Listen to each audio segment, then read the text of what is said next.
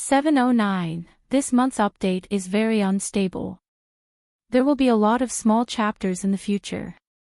I apologize to everyone, please forgive me. On a stone arch bridge in the middle of a busy city, weeds grew in the cracks of the bluestone slabs. A royal mausoleum that had not been worshipped for a few years was already a bleak scene of foxes and hares. The spirits of the mountains and lakes left the hidden caves in groups and rampaged in the market below the mountain.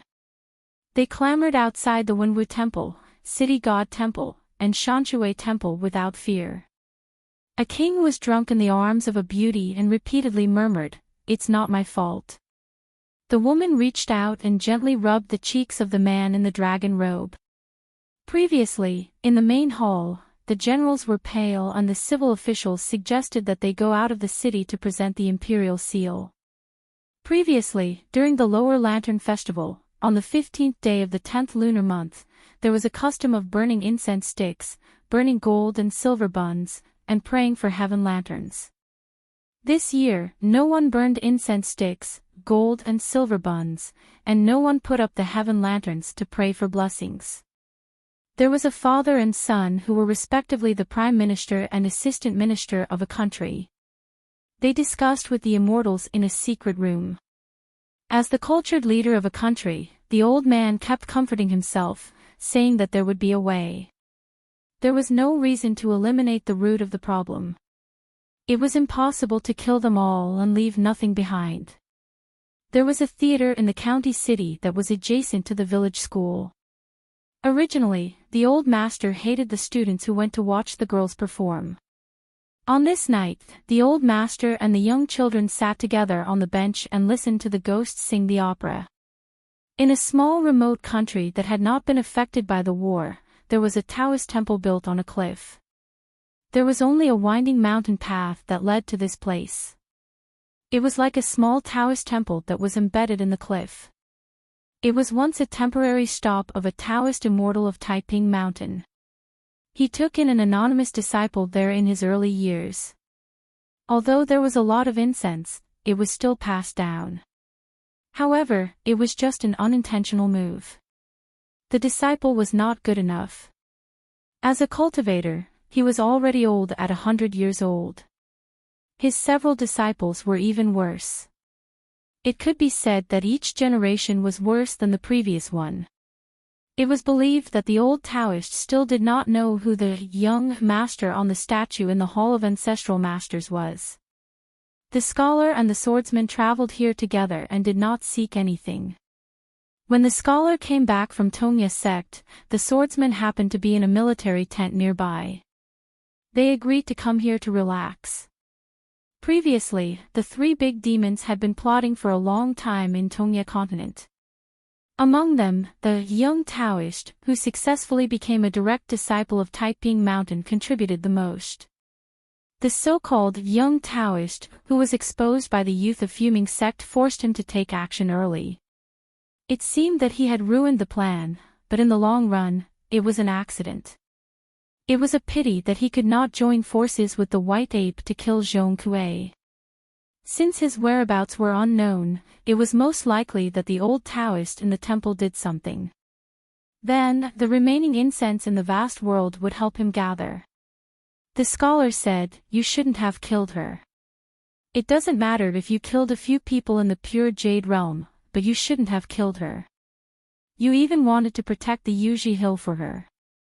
The swordsman said, "Sir, I saw that she was begging too much, so I couldn't hold back." The scholar laughed and said, "If it was Firen who said this, I wouldn't be surprised. But when it comes from you, the scholar, it doesn't feel right." The scholar nodded and said, "Things went too smoothly in Tongya continent. I was a little carried away." The scholar said, "The incident at Yuji Hill could have been the turning point of Tongya continent's situation. It would have meant that the continent's mountains and rivers could have gradually changed from a chaotic world to a peaceful one. Then, I would have been able to help you in the Jiazi period. If I had known, I would have thrown you to Taiping Mountain to protect your apprentice brothers and apprentice sisters. Then, 2 of them wouldn't have died. Including you. It's not that you can't die, but if you die too early, it would be too much of a waste of resources. All of you have learned, but you haven't had the time to display your ambitions. 2 of his fellow apprentice brothers had died in battle. As the apprentice brother's scholar, he felt sad, but he didn't feel guilty at all. The scholar was Zhou, the swordsman was the scholar. They were a pair of master and disciple. Zhou brought his disciple, the scholar, and walked on the small path. They could already see the small temple. The people of Taoism observed the stars and the moon. The temple observed the Tao. They looked up at the celestial phenomena and looked down at the earth. Therefore, the temple was often at the peak of the mountain. Zhou was not in a hurry to enter the temple. He brought the scholar to look at the mountains and rivers. Zhou laughed softly and said, "A person who has seen the sun, moon, mountains, and rivers and is blind again feels worse than a person who was blind when he was young." The scholar understood the meaning behind his teacher's words. A person who regained what he had lost would cherish what he had now. Therefore, as long as the wasteland world's plan was right, the survivors of the Tongyi continent would not be grateful for the world that brought them this. Most of them would only be secretly thankful that the wasteland world had given them a way out. They would then hate the Confucian temple of the Central Plains for causing the people of the Tongyi continent to suffer. They would view the Confucian school as the main culprit of all the suffering. They would hate all the continents that were not harmed by the war. A young Taoist boy who was guarding the door swaggered to the 2 of them. He bowed and asked the scholar in his native language why he was here. The young Taoist boy was about 7 or 8 years old. His tone was full of arrogance. He bowed to the Taoist boy because he felt that the etiquette he learned from his grandmaster should not be learned for nothing. Otherwise, he wouldn't be so courteous to 2 mortal teachers who were about to decay. His grandmaster was an old immortal who had reached the sea-viewing realm. He rarely met a worthy opponent in the country.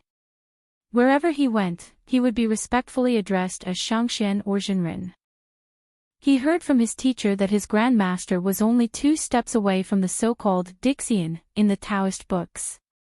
So what if these 2 people who came from the human world at the foot of the mountain had some money? So what if they came from a rich family? Weren't they still people from the bottom of the mountain meeting people from the top of the mountain? Zhou glanced at the young Taoist boy again. He turned his head and laughed. "I searched high and low for it, only to find it by chance. Now, the great Tao of the Tongyi continent is indeed on our side. Scholar, do you see any clues?" The scholar was confused. "Please enlighten me." Zhou reached out and grabbed the young Taoist boy's arm. Then, he used 2 fingers to lightly tap the other party's wrist. The young Taoist boy was like a little chick who was being carried. He could only stand on his tiptoes. It was unknown whether he was lucky or not, but he was stubborn and did not scold the scholar at the foot of the mountain. The scholar looked attentively. He saw that after his teacher used his supernatural power on the little Taoist boy, the boy's palm vibrated with strands of light. Very quickly, it disappeared with the wind. The little Taoist boy's palm was like dipping it in ink. It could not be washed clean. Zhou let go of the little Taoist boy's wrist. He asked, "Did your Taoist temple once have a Taoist named Lu Kai who went down the mountain to travel? When he went down the mountain, did he carry a few large and small gourds with him?" The little Taoist boy rubbed his wrist and took a few steps back. He cowered and said, "How do you know these things?" But our Taoist temple did not have a Lu Kai. There was only a country bumpkin nicknamed Lu Mutu. He was a fisherman, a hunter, a woodcutter. He did all kinds of odd jobs. According to my teacher, if there was a nunnery on the mountain, he could sell rouge and face powder. Every few days, the country bumpkin would come to our Taoist temple to cheat money. He was one of the biggest pilgrims in our Taoist temple. He was the first to bring the country bumpkin here. My teacher did not argue with Lu Mutu these years. The last time the country bumpkin came to the temple, he carried a basket of pine nuts and a few big black carps. He did not ask for copper coins or silver. In the storeroom, he picked up a lot of broken gourds that had been collecting dust for many years. He said that he was going to exchange them for silver. At that time, I felt that it was strange. He was at the storeroom, holding those broken gourds by his ear and shaking them. The so-called storeroom of the Taoist temple was actually a firewood room where old and broken things were piled up. Zhou Mi glanced at the small Taoist temple. He smiled and said, "Everything is connected." What an expert. The bodyguard asked telepathically, "Mister, did Lu Kai's worry and, immediately, the two blade strengthening gourds, come from here?" Zhou Mi shook his head and said, "Lu Kai first had the two blade strengthening gourds, then he had the two life origin flying swords. Otherwise, the founding master here, as in upper 5 realms, would not be so bad that he could not tell the quality of the blade-strengthening gourds. Moreover, he had a hobby of collecting blade-strengthening gourds. Therefore, what he could not tell the real from the fake and the real from the two strange flying swords." Mister's following words made the bodyguard's expression even more solemn. The big pilgrim of the Taoist temple is most likely Lu Kai's preacher and protector. Because the Lu Kai who came to this Taoist temple is only an out-of-body yin spirit, his real body may not even be in Tongya continent. The bodyguard asked, "Mister, you want to find Lu Kai on credit? Actually, you don't just want Lu Kai to win against Qin Pingan. You also want to meet that pilgrim." Zhou Mi sighed and said, "In the world of yin-yang evolution technique, one person monopolizes half of the world. Jade Gui sect's ancestral mountain, Xinzhuan Peak. The old sect master Sun Yuan had died heroically in battle. An ascendant realm cultivator's glazed golden body shattered and scattered between heaven and earth. Most of them were intercepted by great demons. The current sect master, Jiang Shangzhen, used the method of gracefully appearing in the mortal world to prove that he was still alive and very lively. However, the general situation was collapsing. An immortal realm cultivator who had lost the protection of heaven and earth could not support a collapsing building alone. The peak master of Jiui Peak, Wei Ying, who originally had a higher chance of inheriting the position of sect master than Jiang Shangzhen, went to the Aquarius continent to take up the position of sect master. She temporarily served the Song clan and was destined to be unable to cross the continent to return to Jade Gui sect. The Patriarch of Discipline glanced at the chair opposite him and then glanced at the two empty chairs under the portrait of the ancestral hall. Jiang Shangzhen had moved from the opposite seat to under the portrait. It was really heart-wrenching to take another look. He then glanced at the moonlight outside the door.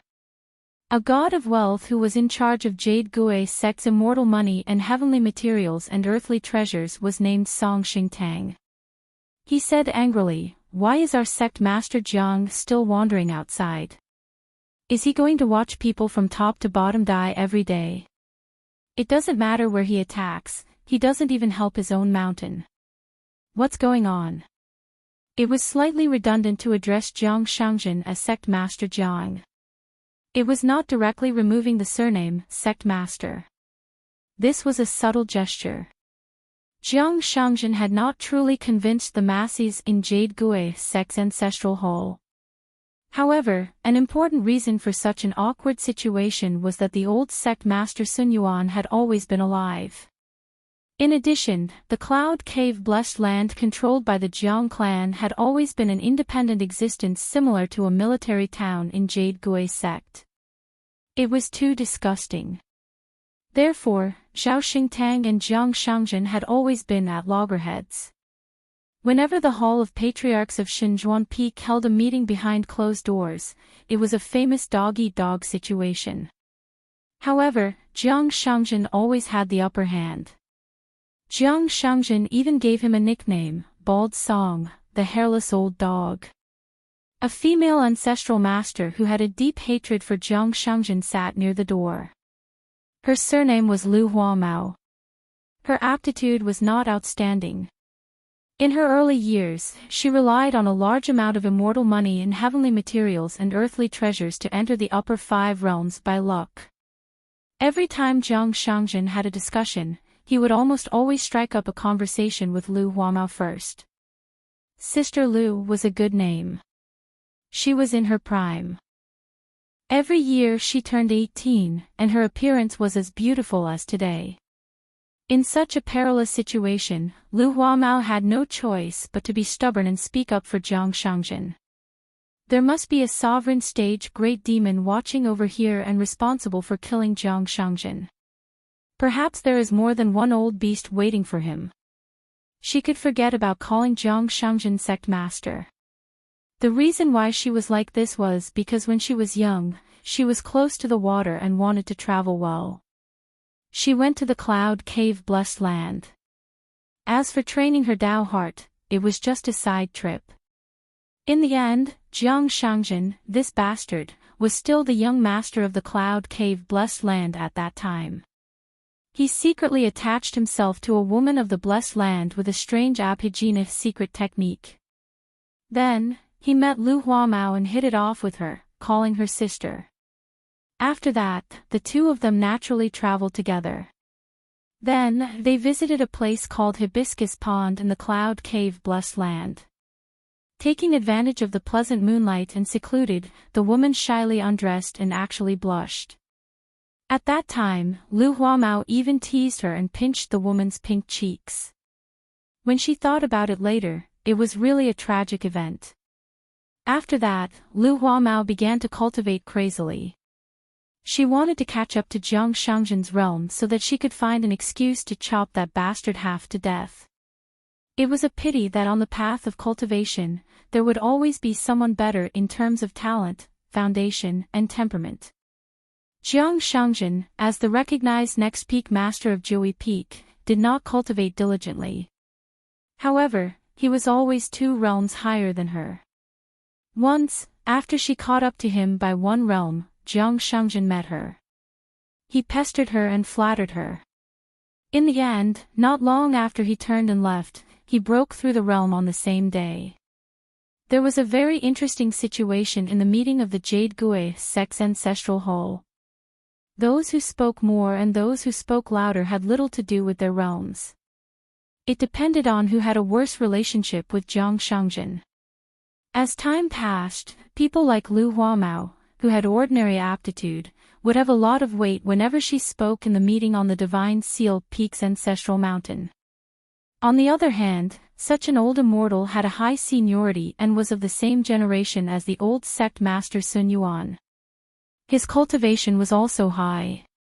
However, because he never argued with Jiang Shangjin and liked to be a peacemaker, he was not valued when he really talked about important matters.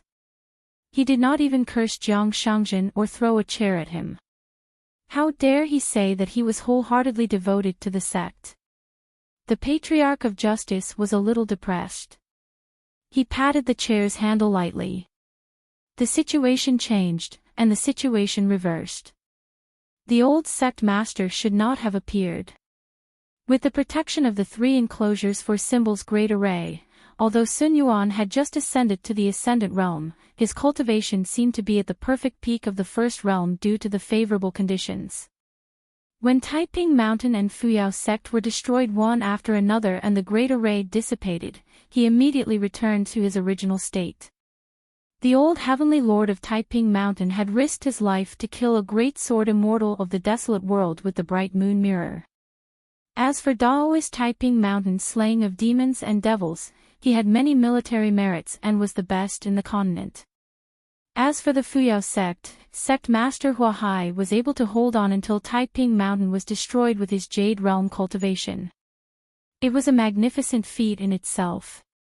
Almost all of Jade Gui sect's military merits came from the 2 sect masters, Sun Yuan and Jiang Shangjin. Sun Yuan, who was at the Ascendant Realm, killed 2 immortal realm demons and a Jade Realm sword immortal. As for Jiang Shangjin, he had unknowingly slaughtered 4 pure Jade Realm cultivators, including a large group of Earth immortals and demon cultivators who served as an added bonus. Song Xingtang was puzzled. That Xiao Chua, how did she turn from a hidden official of the Great Wall of Sword Qi to a sovereign of the desolate world? The Patriarch of Justice sneered. Why? Is it important? What's important is that she has signs of merging with the desolate world. She is also an Ascendant Realm Sword Immortal. Our Tongya continent is now the territory of the desolate world. The next time Xiao Chua attacks, if she still uses her sword instead of her fists, who can block her Q-sword? A less experienced consecrator who sat near the door said softly, the Tongya sect and that sword immortal. The cultivators of Jade Gui's sect had a good impression of the second disciple of the literary saint's lineage. A messenger flying sword stopped outside the gate of the ancestral master hall. The Patriarch of Justice reached out and took out the letter. After reading it, his face turned pale. Lu Huamao was worried and asked carefully, "What's wrong?" The Patriarch of Justice said in a low voice, "Xiaomi personally appeared in the territory of the Tongya sect and gave them a huge promise. As long as the Tongya sect removes its protective formation, the Wudong Heavenly Umbrella, they will be allowed to set up their own independent regime. Not only that, they will also receive the protection of Zhoumi and Moon-bearing Mountain for 1,000 years. In addition, the new sect master of the Tongya sect will become the head of a new military camp. The Tongya sect will only nominally become a vassal of the future master of a continent. Everything will go on as usual. The Wildlands will even be willing to send 2 great sword immortals to serve as the Tongya sect's consecrator and guest elder. Furthermore, these 2 won't have the right to criticize the Tongya sect's ancestral hall." Lu Huamao asked, "What about the sword immortal?" The Patriarch of Justice said helplessly, "The cultivators of the Tongya sect don't need to make things difficult for them at all. They don't need to expel the left and right from the sect. They only need to remove the mountain river formation and choose to watch from the sidelines when the left and right attack." Lu Huamao frowned. "Won't the left and right be isolated?" The left and right were originally outsiders to the Tongya sect. Previously, the left and right were still able to unite the hearts of the people by using their swords to protect the sect. It caused the cultivators of the Tongya sect to be willing to risk their lives. Zhoumi's actions clearly wanted the left and right to be enemies with the hearts of the cultivators of the entire Tongya sect. Should they defend the Tongya sect or not? If they didn't defend, the Tongya sect's mountain river fate would be taken by the desolate world. If they defended, the Wudong Heavenly Umbrella would already be removed. Every time he attacked, the hearts of the cultivators of the sect would fluctuate if they were caught in the crossfire. Song Xingtang stroked his beard and narrowed his eyes. Difficult. A huge problem. If they put themselves in his shoes, it would indeed cause everyone to feel troubled. Lu Huamao asked, "The person who passed on this information?" The disciplinary ancestor destroyed the secret letter, saying, "It's a young female cultivator called Yuexin." For a moment, the atmosphere in the Jade Gui sect ancestral hall relaxed a little. The disciplinary ancestor smiled. "She's the reincarnation of the mother of our ancestor who revived the sect." Jiang Shengzhen was really good at speaking strange words, describing Du Mao as a prodigal child of the Tongya continent, half of the ancestor who revived the sect. Everyone in the Divine Seal Peak Ancestral Hall felt that this sentence was extremely wonderful. Gradually, it spread widely in the Jade Gui sect. In any case, the Jade Gui sect and the Tongya sect had been hostile to each other for more than 1 or 2,000 years. This matter wasn't lacking. If it wasn't for this huge change, the Divine Seal Peak Ancestral Hall would have specially discussed this matter in the early years. They would beat the dog while it was down and nibble away at the foundation of the Tongya sect bit by bit. Not only did it conform to the rules of the Confucian school, but it also secretly hurt people. Lu Huamao sighed. "If we're not careful, this matter alone might bring a fatal disaster to her." The disciplinary ancestor said, "Then let's pretend that we've never seen this information. This bit of morality has to be talked about." No matter what the fate of the two sects will be in the future, regarding this matter, everyone should be more honest in their words and actions. On account of the little girl's kindness, if there's a chance, we can still help her a little. The ancestor repeated, if there's a chance. The old man suddenly stood up, and soon everyone followed suit. They walked out of the ancestral hall together. Outside the mountain and river formation, a young woman in cotton clothes spoke slowly in the Tongya continent's elegant language that she had just learned. Logically speaking, the Jade Gue sect's mountain protecting formation had long isolated the world, and the other party didn't have any means to temporarily break the formation's restriction, so they shouldn't be able to hear her voice. However, all the cultivators of the Jade Gue sect could hear her words clearly, just like how there was no moonlight in the human world. The woman in cotton clothes didn't say much.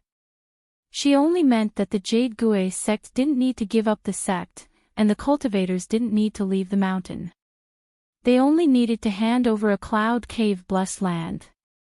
A green-robed swordsman with the alias of Chin Yin had a slender figure. He carried a sword on his back. He bought a boat with a black awning at the Peach Leaf Ferry. The usually graceful boatmen and the old wormwood workers who were better at reciting poems than the refined scholars had already fled in all directions. The green-robed swordsman could only row the boat himself. Nowadays, the scholars, poets, high-ranking officials, and nobles of the Great Quan dynasty's capital region didn't have the leisure to enjoy the scenery on a boat. Therefore, this person was undoubtedly an immortal master from another place. The boat with a black awning at the Peach Leaf Ferry wasn't an ordinary boat used to row by foot. The bow of the boat was engraved with a kind of water bird that looked like a heron. It was because of this ancient bow that the green-robed swordsman became interested in rowing the boat. There was a jade tablet of the ancestral hall hanging on his waist.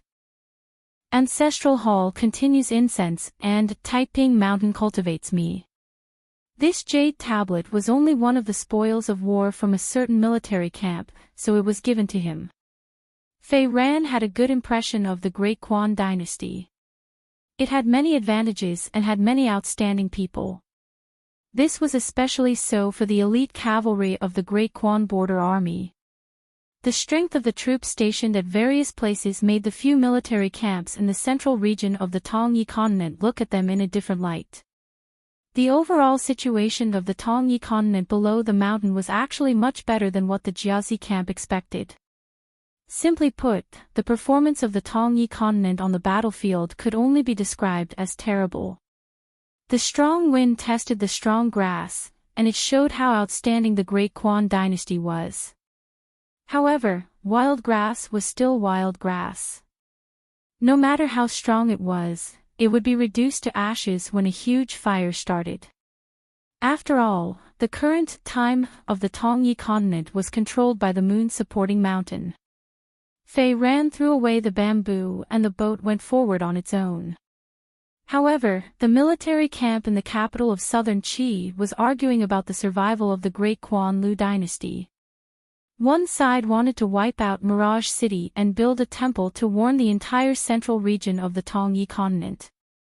They wanted to chop off the heads of the kings and officials and then send cultivators to hang them at the gates of the various small countries.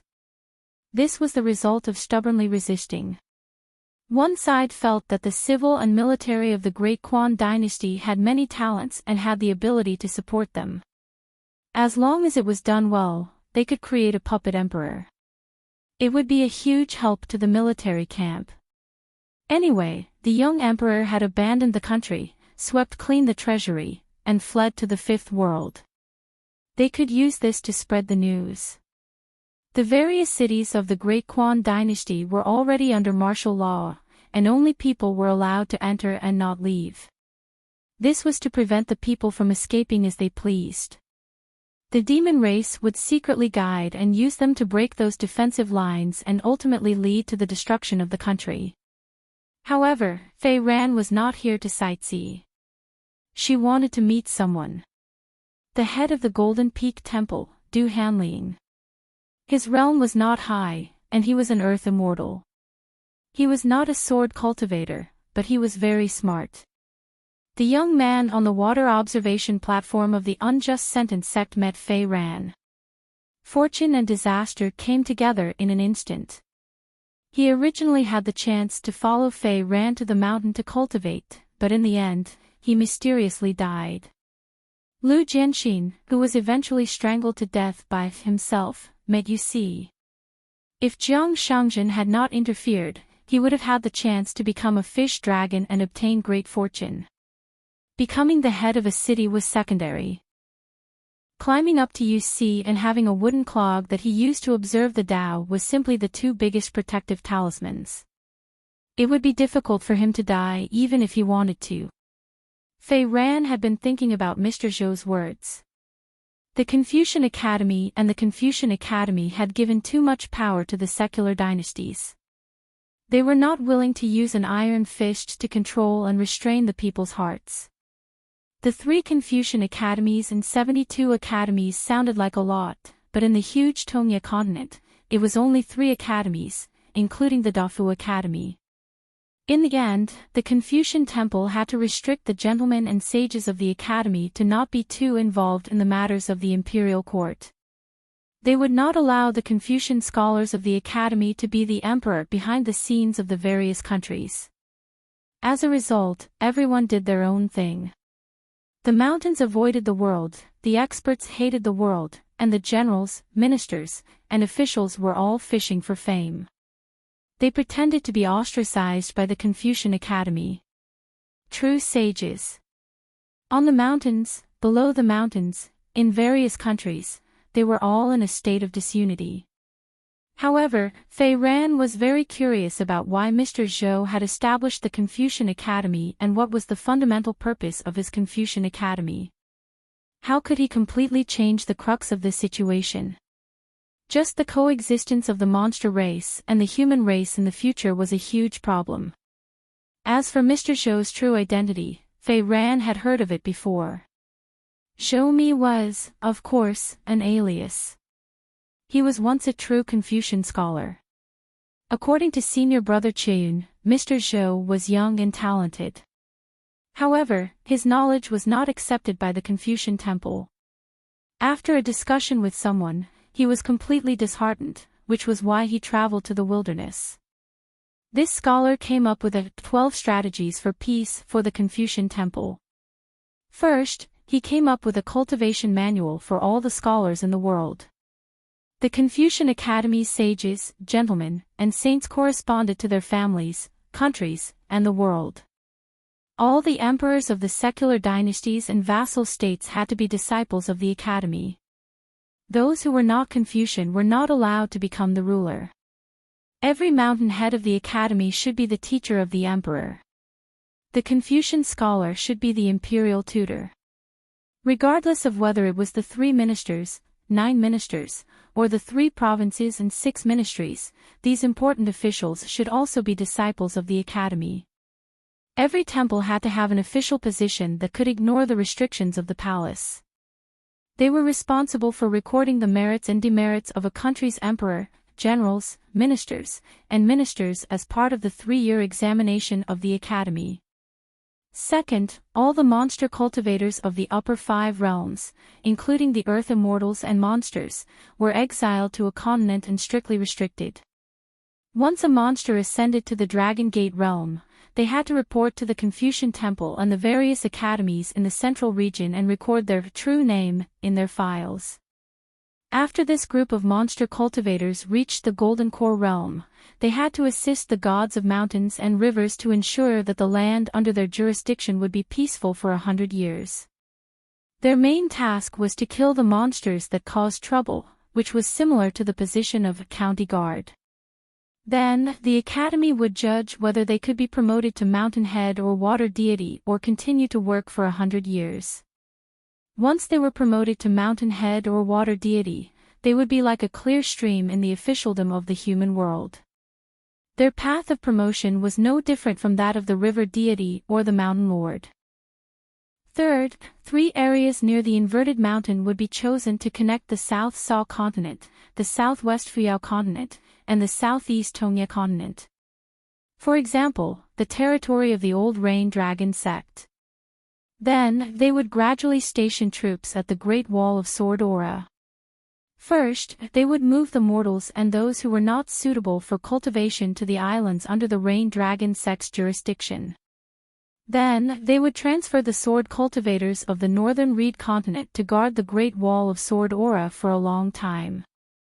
All the cultivators who had committed serious crimes in the vast world could redeem their lives on the battlefield with their merits. All the wild cultivators could use their merits to buy elixirs, secret manuals, and treasures on the mountain. They did not have to fight outside the city. During war, they would guard the city. After war, they would use the Great Wall of Sword Aura as a base to build cities in the south. They would force the desolate world to mobilize troops at least once every 30 years.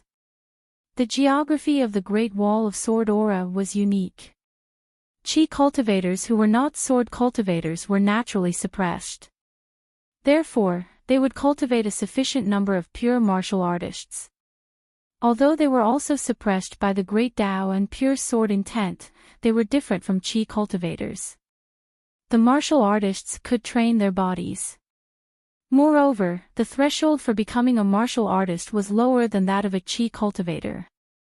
In the end, the Great Wall of Sword Aura would be a war situation. Chi cultivators who were not sword cultivators and pure martial artists would mostly be supporting the Great Wall of Sword Aura. Fourth, all the Immortal Realm and Ascendant Realm cultivators would be given extra freedom. These people who were at the peak of the mountain would have to contribute. However, every time they contributed, they would definitely receive more in return. The Confucian Temple acknowledged their superiority.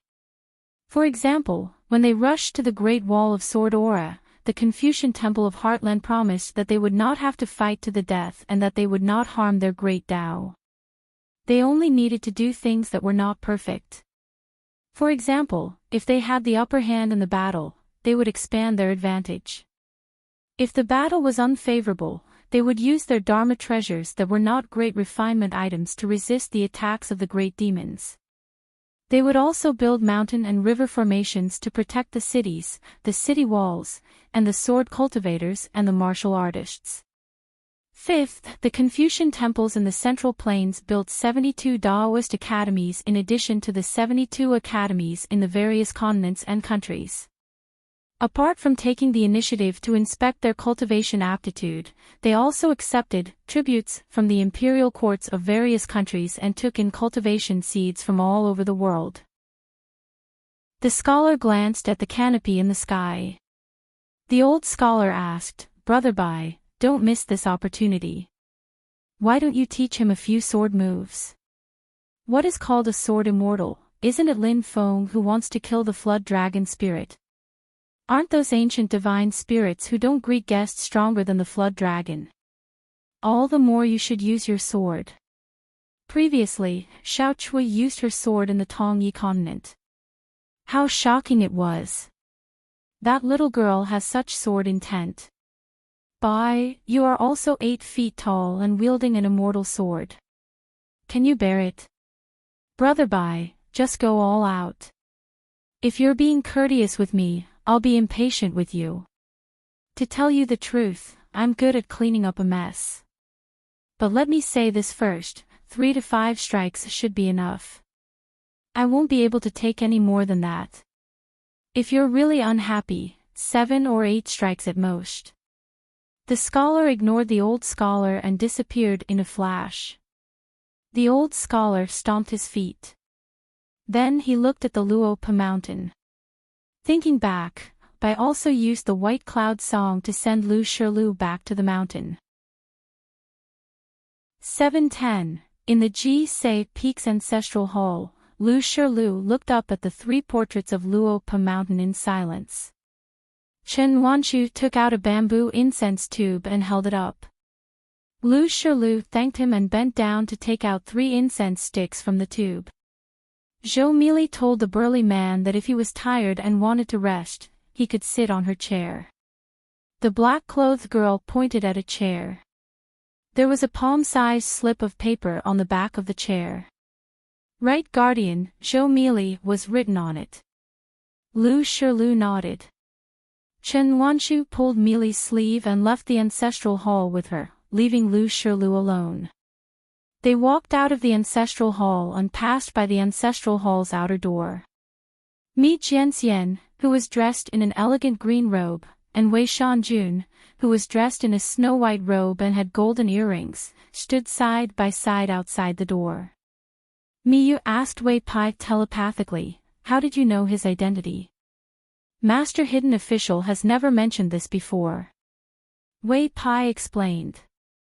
When Mr. Bai approached the northern peak, he took the initiative to report his name to the cloud-splitting mountain. He said, Bai Yi and his good friend Lu Shilu are visiting Luopa Mountain. Lu Shilu said that he was Chen Pinggan's half-senior brother and wanted to pay respects to Mr. Bai's portrait. Miyu joked, "Brother Wei, why are you so excited about Bai Yi?" Wei Pai smiled, "Who wouldn't be fascinated by a sword immortal who isn't a sword cultivator?" There weren't many people that Wei Pai admired. There was Bai Yi, Alliance, who carved words on the Great Wall of Sword Qi, and the Central Plain Suishan Great God. Miyu shook his head, "There isn't much talk about this person in my hometown." Of course, it wasn't that the scholar was unworthy of his reputation. It was just that Bai Ye's sword attacks were too few and there wasn't much to talk about. Other than drawing water from the Yellow River waterfall, Bai Yi didn't seem to have any other achievements in the long years after. Until this time, he appeared in the Fuyao continent and killed a sovereign stage demon with 3 swords. In fact, between the 2 attacks, Venerable Fiery Dragon had visited the isolated island in the sea. After that, Bai had also secretly traveled with her sword and killed an Ascendant Realm demon in the Central Divine Continent with a single strike. Miyu looked inside the door. The burner that came from afar lit 3 incense sticks was above his head. He didn't put them in the incense burner for a long time, probably muttering to himself. Miyu was quite envious of Lu Shilu. Once he arrived at Luopa Mountain, he could burn incense and worship the statue. Translator, Transin Editor, Transin the unpolished Jade Realm Sword Immortal, Yumi, had been in Luopa Mountain for a long time, but he had not offered incense in Ji-Se Peak's ancestral hall. He could not blame anyone. It was Miyu himself who said that he wanted to wait for Master Hermit to return to his hometown. When there were more people on Luopa Mountain, he would record Miyu into the ancestral hall's registry. Miyu was getting a little tired of waiting. After all, there were many things to do on Luopa Mountain. He accompanied Xiaomi to eat melon seeds, watched the clouds come and go, or took a stroll on the white jade railings outside the mountain god temple. When he was really bored, he went to the blacksmith shop by the Dragon Whisker River and found Lu Xianyang, who was also a lazy person, to chat. They talked about the immortal sect's illusionary flower, water, and moon. He thought about how in the future he could get Wei Shanjun, consecrator Zhou Fei, and the white-clothed youth to open up the business. At least he could earn some immortal money for Luopa Mountain and replenish the spiritual energy of the mountain. However, although these things were interesting and comforting, there were too few opportunities for them to do serious things. Miyu wanted to meet the embroidered river goddess. He wanted to find a chance to sneak in and cut open the golden body to see how big her courage was. In his hometown, Miyu had few chances to interact with the mountain and river's goddess. He didn't expect that in the Aquarius continent, there were temples and gods everywhere. The Fox Kingdom in the Clear Breeze City was something Miyu had long wanted to pay a visit to. As for the city lord Su Hun, Miyu treated him as half a kindred spirit.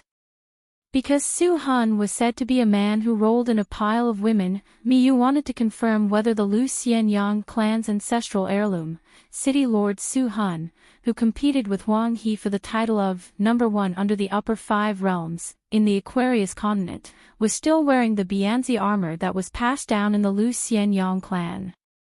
As for the Aquarius continent's Sword Dao Mountain Peak, 10 sword deities of the 10 Great Peaks, Xingyang Mountain, there was an old ancestor sword deity who had just come out from closed-door training.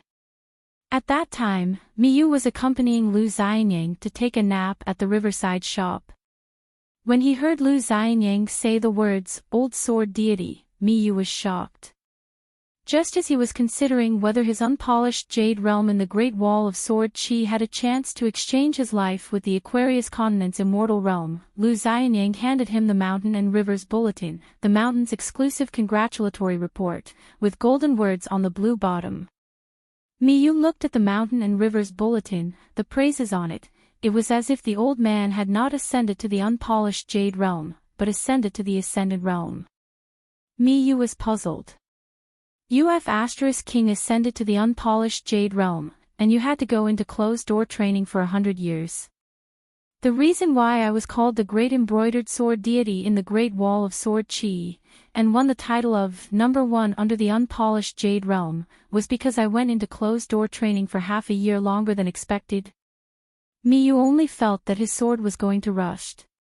If it were not for Bai and Lu Shirliu's visit this time, Miyu would have almost forgotten that his natal flying sword was called Rosy Sky. Ordinary cultivators or mountain and lake spirits, such as the black snake who came from the Chitun Mountain like Wei Shanjun, or the python in the Yellow Lake Mountain, would not feel that it was too long. But who was Miyu? He was an embroidered pillow who could lie in the clouds in the Great Wall of Sword Chi, and did not have the heart to practice the sword. When he came to the Aquarius Continent, especially after parting ways with the Wind Snow Temple's Wei Jin, Miyu always felt that he was getting farther and farther away from the Great Wall of Sword Chi. He did not even have the extravagant hope of becoming a great sword deity. Most likely, Xiao Qi and Xiao Ping'an sat here in their early years. The teacher was not by their side. Therefore, when the students sat here alone, they could not rest their feet. They could not feel at ease. It was more tiring. The three of them looked up almost at the same time. In the sky of the Aquarius Continent, there was a huge hole. A golden body spirit slowly poked its head out. Thousands of miles around the sky, countless golden lightning interweaved like a net. Its line of sight seemed to have landed on the northern peak's pinning Cloud Mountain. The old scholar stomped his feet and said, brother Bai, provocation. This guy is definitely provoking you. Do you need me to help you shout, Bai is here too? Bai also said with an indifferent expression, Lu Shirlu is here. The old scholar stood up and rubbed his hands. Blockhead is unarmed. He is at a disadvantage. Brother Bai has an immortal sword, just as the old scholar was speaking. A tall and sturdy figure that was originally at Luopa Mountain's Ji-Se Peak was first sent to a secluded border area by the mountain lord Wei Pai. Then, within 100 miles, there was the sound of an earth bull flipping its back. Then, the figure straightened up and rushed into the sky. Wei Pai wiped the sweat from his forehead. Just sending that guy who called himself Jun Qian to the border area was so tiring. He was no longer the local lord of Chitun Mountain, but the mountain lord of the northern peak. If it was so tiring, then wasn't Lu Shirliu's Dao a little too heavy? The figure turned into a rainbow and rushed to the sky, straight to the highest point of the sky. Because the ancient spirit was in the sky, it was still far from the ground. Therefore, it was not suppressed by the Dao too much. It was worthy of being called a huge monster, hanging in the sky like a mountain. The old scholar laughed and scolded, this blockhead is always at a disadvantage in a fight. He is far worse than his junior brother. However, this indomitable spirit is still quite sufficient. In the sky of the Aquarius Continent, the remnant of the divine path that was as big as a mountain was knocked away by a figure that was as small as a mustard seed. That incomparably small figure punched the towering spirit non-stop. For a moment, thunder rumbled in the sky. In the end, the uninvited guest, along with his palm, arm, and head, instantly exploded. Almost half of the continent's sky was splashed with countless golden raindrops. Before they fell on the human world, most of the golden fragments had already disappeared and melted into the heaven and earth. Then, as if they were guided by the Tao, the remaining golden raindrops almost all fell on the land of 1,000 miles around Mount Biyun. But just as they were about to fall into the mountains and rivers, a golden light flashed and disappeared. Many spirits of the mountains and rivers and immortals' abodes were dumbfounded. 7-11, the old scholar brought Lu Shirlu to tour Huaihuang County. Lu Shirlu had never toured Lizhu Grotto Heaven, so he did not feel that things had changed. The big guy only felt sad. This was the place where Shaoqi felt at ease despite being in a foreign land. True scholars were easily at a loss. The hardest thing was to find a place where they could feel at ease in the boundless sea of books. Lu Shirlu regretted his trip back to the mountain. He should have waited a little longer. Even if he could not change the ending of Lizhu Grotto Heaven, he should have let Shaoqi know that there was a fellow disciple who was watching him when he was traveling alone. He would not have been so lonely as if he was the enemy of the whole world. How could he not be lonely? He would even be pitiful, a joke, and incomprehensible. The old scholar said softly, "Silly big guy, don't be too sad. We are scholars. When we read books, we understand what they mean. We are neighbors and friends with the previous generations. After we put down the books of the sages, we will not pass on our responsibilities. If not me, who else can do it?" The old scholar murmured, "If not me, who else can do it?" Lu Shirlu nodded, but he was still a little depressed. Restraining one's nature and heart had always been his forte. Time passed and the sea house grew. In terms of real age, not to mention his fellow disciples, even his teacher and his close friend Bai were not as old as him. They were far inferior. It was just that there was a seniority in learning Tao. That was why the short and thin old scholar beside Lu Shirlu was called Old Scholar. Huaihuang County was now a first-class county of the Dali dynasty. In the past, the biggest and only official in the small town was the manufacturing of porcelain. Now, almost all the local people had left the small town and the dragon kiln. They had sold their ancestral homes and moved to the state capital to live a happy life. In the past, the biggest and only official in the small town was the manufacturing supervisor. Now, officials of all sizes could be seen everywhere. Now, the peach blossoms bloomed every year. Without the old porcelain mountain and the immortal's grave, there were incense from the civil and martial temples. On the top of the mountains and by the banks of the rivers, there were endless streams of pilgrims. In the past, the small town did not have a county government. Instead, it had an old locust tree that covered an acre of land. Every evening, under the tree, there would be a group of old people talking about old stories and young children who were tired of listening to stories and playing by themselves. During the hot summer, when the children were tired of playing, they would run to the iron lock well and eagerly wait for the family elders to lift the basket from the well. Then, they would cut the fruits that were naturally frozen. Even if the weather was hot and the clothes were hot, the water was cold and the knife was cold. It seemed that even the eyes were cold. The old scholar came to the ruins of the iron lock well. The well without the iron chain was still there, but the mystery inside was gone. Now that the government office had removed the restriction, there were fewer people coming to fetch water. This was because the small county was now mixed with good and bad people. Many cultivators came here for the dragon chi, spiritual chi, divine chi, and the chi of the mountains and rivers. Therefore, there was not much of the aura of the market in the small town. It was not as good as the city in the north with smoke rising in spirals and dogs barking. The old scholar suddenly smiled and said, "Your youngest brother was an apprentice in the kiln in his early years. He was very good at it. Later, when he was young, he traveled far away. Because he did not really finish his apprenticeship, he did not work easily. He said that the former hidden official of the Great Wall of Sword Qi, Xiao Chua, should have merged with the wild world. The old scholar said, Xiao Chua is a sword cultivator and has merged with the wild world. Of course, she should not be underestimated. However, if she was forced into a corner, she could reach the 14th level without merging with the wild world.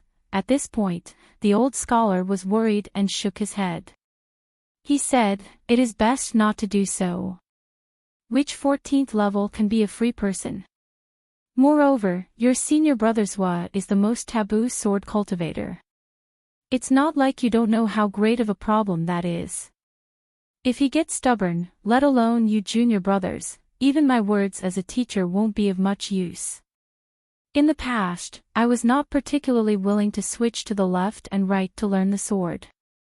Lu Shilu said, senior brothers will practice the sword extremely late, yet he managed to turn the potential sword immortal into a joke on the mountain. Even Bai feels like the path of the left and right is not small. His sword skills will be great. The old scholar sighed. The path of profit and loss cannot be ignored. As they strolled along, many people on the street noticed the burly Lu Shilu. Fortunately, the people of the Dragon Province had grown accustomed to immortals on the mountain, so they did not find him particularly frightening. Due to the matter of his final disciple Qin Pingon breaking his contract with GQ from the Mud Bottle Alley, the Dali dynasty had only left behind a false image of the ancient well that was similar to a small dwelling as a reward. They had moved the truth to the pond behind the bamboo lofts on Desolation Mountain. There was a completely different world within the well. The Song clan were knowledgeable and knew about the many secret uses of the well, but they had always been powerless to open up a separate dwelling. At the end of the day, there were just too few sword immortals in the Aquarius continent. Otherwise, the dwelling within the well would be a rather impressive place for cultivation, especially suitable for serpents and demons of the water sheen. Of course, it was also possible that Cui Dongshan had purposefully kept it to himself, treating the well as his own possession a long time ago. The old scholar sat beside the well for a while, thinking about how he could open up a connection to the blessed land and connect the lotus root blessed land with the dwelling. After thinking about it, he found someone to lend him a hand. That would be fine. After all, the old scholar had accumulated some goodwill from the righteous nation. It was just a pity that money was far too difficult to borrow, so all he could do was sigh. A single copper coin stumps a hero. A poor scholar will die from worry. As a result, Lu Shilu said, I can borrow money from Bai. However, the old scholar shook his head. He said that borrowing money from friends and never returning it would hurt their relationship. Afterwards, the old man raised his head and looked at the blockhead. Lu Shilu thought about it and said that it would not count as borrowing money from Bai. It was said that when Bai sent Jun Qian back to the mountains for the first time, he wrote the word magnificent and deliberately added a little more strong. It implied that his friend Jun Qian had more than a little spirit and had watched the mountains and rivers of the human world for thousands of years. Thinking back to those years, the scholar who was known as the proudest scholar in the human world was able to write such a book. He was indeed not disappointed at all. After sending his friend back to the mountains, when he went down the mountain alone, Bai also wielded his sword in the human world. With one strike of his sword, he split open the Yellow River and the heavenly abode. The scholar resisted the heavenly Tao with his own strength and prevented the central divine continent from having to worry about droughts. It also caused the water fortune of the righteous nation to soar by 10%. How high-spirited and vigorous. As a result, Wei Pai, who came from the old deities of the divine water country, naturally held Bai in high esteem. The only person who could be so impolite to Bai was probably this brother Jun Qian, who had once visited the immortals with Bai. Only then did the old scholar smile. He stood up and patted the blockhead's arm with all his strength, praising him, Shilu, you have improved. How could there be a senior brother in the world who did not take care of his junior brother? Anyway, there was definitely no such person in the line of the sage of literature. It was not that the old scholar could not get some money by himself. The unification of Tao was vast in the 3 continents. Those heavenly materials and earthly treasures could not escape his eyes no matter how well hidden they were. However, there were some things that should be done and some things that should not be done. He still had to talk about the rules of getting money, especially the order of the great Tao. What he got today was unreasonable, but it was inevitable that he would lose it tomorrow. It was not worth it. As a teacher, he did not want to cause trouble for his youngest disciple who was gradually growing up. He brought Lu Shirlu to the Great Scholar Square, which was commonly known as the Crab Square. The old scholar stopped and said, "This is the ascension platform that Heavenly Lord Qing Tong was in charge of guarding. In the end, it was refined into this state." The old scholar put one hand behind his back and pointed to the sky with the other. There was once a heavenly general who was in charge of guiding the earth immortals to ascend. Of course, the so-called earth immortals at that time knew that the human world was real. They were more valuable compared to the heavenly immortals. As for today's nascent soul and golden core cultivators, they are also called earth immortals. In fact, they are incomparable. The seeking the truth of the immortal realm was, in general, seeking the truth. They wanted to comprehend the heavenly Tao, be free of tiredness, and finally ascend. In that earth-shaking and extravagant battle, this heavenly general was wearing the great frost armor. He was the only one who chose to fight to the death and not retreat. He was given to a certain senior. No, to a senior who was not old at all. That person was nailed to the door with a sword. It was not without reason that the last true dragon in the world had to escape to this place after going through so many hardships. As long as Heavenly Lord Qing Tong was willing to reopen the ascension platform, it would have a slim chance of survival. Since the sky was gone, of course, it could not ascend. However, it would not be difficult to escape to a secret realm that shattered mountains and rivers. However, as one of the most serious criminals in the world, Heavenly Lord Qing Tong was in a difficult situation. It was no different from a clay bodhisattva crossing a river. It was as if he needed to hold incense with both hands above his head every day to prevent the incense from dying out. Naturally, he was not willing to break the rules with the 3 15th level cultivators for a mere true dragon. In the Pearl Grotto Heaven, Old Yang used a series of interlinked truths to cover the superficial illusion that the world could see. In fact, it was to hide the biggest truth. This was the real smokescreen. The old scholar stopped by the memorial arch for a long time and looked up at one of the plaques. Lu Shirlu asked, "This time, when the wasteland entered the vast world, that guy named Shomi had many tricks up his sleeve. Sir, do you know who he is?" Because of his identity, Lu Shirlu was not very interested in the affairs of the world. The old scholar's expression became serious, and he slowly said, "His surname is Jia, but I won't say his full name, so as to avoid his prying eyes.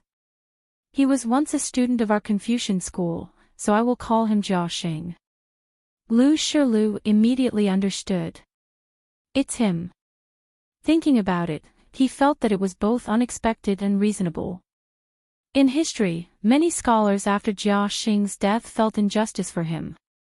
There were even people who said that Jia Xing was the greatest Confucian of the generation. Those who said that weren't normal people. The so-called Great Confucian praised Jia Xing for his talent, boldness, and generosity. It was obvious that within the Confucian school, there were some who had no objections to the current rules. In the Western Buddhist country and the Qing-Ming world, there were no 100 schools of thought. Lu Shirlu asked, "In your opinion, what do you think of Jia Xing's 12 strategies for peace?" A strong dose of medicine can really bring peace. The old scholar smiled and said, "It's a pity that there is a problem. Jia Xing only cares about treating illnesses. Even if he does save people, the strength of the medicine is too strong. For example, in the surrounding markets, no matter how good the medicine is, after a few years or 10 years, it will most likely become a pot of medicine. How can one not worry? This is just the surface. There is a huge problem, which is that Jia Xing's knowledge has a fundamental difference with the Confucian orthodoxy. Lu Shilu asked softly, "Is that why you rejected senior apprentice brother's knowledge?" The old scholar hesitated and shook his head. His knowledge is better than Jia Xing's because he didn't rebuild the house and nail the windows, leaving only one door. Your senior apprentice brother's knowledge isn't as extreme as Jia Xing's. The old scholar pointed at the signboards that had lost their luster and asked, "The signboards are hung high up, and the couplets are usually pasted on the wide areas. Why?" Lu Shilu followed the direction of his finger and answered, "Walking on the wide areas is the best way to walk steadily to the high places." The old scholar nodded his head to show his agreement. He then led Lu Shilu around the signboard building and told him some inside information through telepathy. There were 4 signboards: not passing on responsibilities, hope for nature, don't ask for external help, and fighting bull. After circling around, they came back to the signboard that said, not passing on responsibilities. The old scholar emphasized on the Taoist issue. The person who said, hope for nature, on the signboard was the first disciple of Daoist ancestor, the headmaster of Beko Keikyong building, who eventually transformed into 3 pure ones with one breath. On Fortune Street in Liju Cave, the scholar Li Shixing, who was replaced by Peach as Li Jiang, was from Confucianism. The one from Xinghua sect was from Taoism. As for the last one, even the old scholar didn't know who he was. Anyway, he thought that he was a disciple of Buddhism. The battle between the 3 sects is only between me and myself. I discuss Taoism with myself, but I stand aloof from worldly affairs. It's like an empty boat coming to touch my boat, but I don't get angry. This was the power of the first disciple of Daoist ancestor. Compared to the other 2 headmasters of Beko Keikyong building, the first disciple of Daoist ancestor had a good reputation in other worlds. Moreover, the second disciple of Daoist ancestor and Lu Chen were accepted by him on behalf of their master. Only the last disciple of Daoist ancestor was accepted by Lu Chen on behalf of their master. Lu Shilu frowned slightly. The old elementary scholar patted his arm. Don't think too much. Although Li Shixing, one of the 3, was a late-comer in the Pearl Grotto heaven, in the vast world, Shao Qi was the late-comer. Moreover, the first disciple of Daoist ancestor had no intention of targeting Shao Qi. It was more of a ploy by the other 2 sects of Beko Keikyong building. Li Shixing had no choice back then. If not for Lu Chen's scheming, the battle between Shao Qi and Li Shixing would have been like the collision of 2 pillars of the river, causing waves to surge. Regardless of the outcome, there wouldn't have been the slightest bit of filth. Perhaps. Even though the old elementary scholar was speaking from the bottom of his heart, he still didn't reveal his thoughts to his disciple. The old elementary scholar originally wanted to say, fellow Taoists, establishing sects and calling themselves ancestors, one orthodox and one vice, mutually benefiting from the great Tao. Whether it was Li Shixing, the first disciple of Daoist ancestor, or Shao Qi, once the 2 sides truly began discussing Taoism, they would all be open-minded. It was just that they didn't reach that stage. Now that things had come to this and the overall situation had been decided, there was no point in saying more. Just because the old elementary scholar didn't want to say more about it, it didn't mean that he didn't care. The old elementary scholar didn't advocate repaying evil with good without a bottom line. That wasn't open-mindedness, it was ignorance. Lu Shilu turned his head. He still had to lower his head to see the side of his teacher's face. Teacher raised his head to look at the 4 words. He was also very sad. It's just that he was too lonely. There weren't many people who could drink with him and let him speak freely. The plaque read, not passing on my responsibility. The old elementary scholar didn't retract his gaze for a long time. If not me, who else could it be? Of the lineage of the sage of literature, Qi Jingchun of Pearl Grotto Heaven, Chui Dong of Aquarius Continent, left and right of Tongyi Continent, Chen Pingan of the Great Wall of Sword Qi. Now there's Lu Shilu who has returned to the vast world. A light breeze brushed past his face. The old elementary scholar looked around and laughed. He raised his hand to scratch his head and murmured, "The spring breeze knows my intentions, sending me back to the past. There are many inappropriate people in the world, there are many unjust things in the world, but don't even think about killing the beauty in my heart." Lu Shilu muttered softly.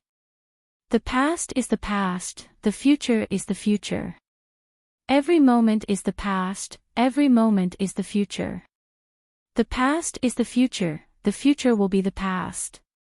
In the end, he was kicked by teacher, who scolded him jokingly, don't come, the lineage of the sage of literature has your little shitty, otherwise people would laugh at us for being a monk's nest."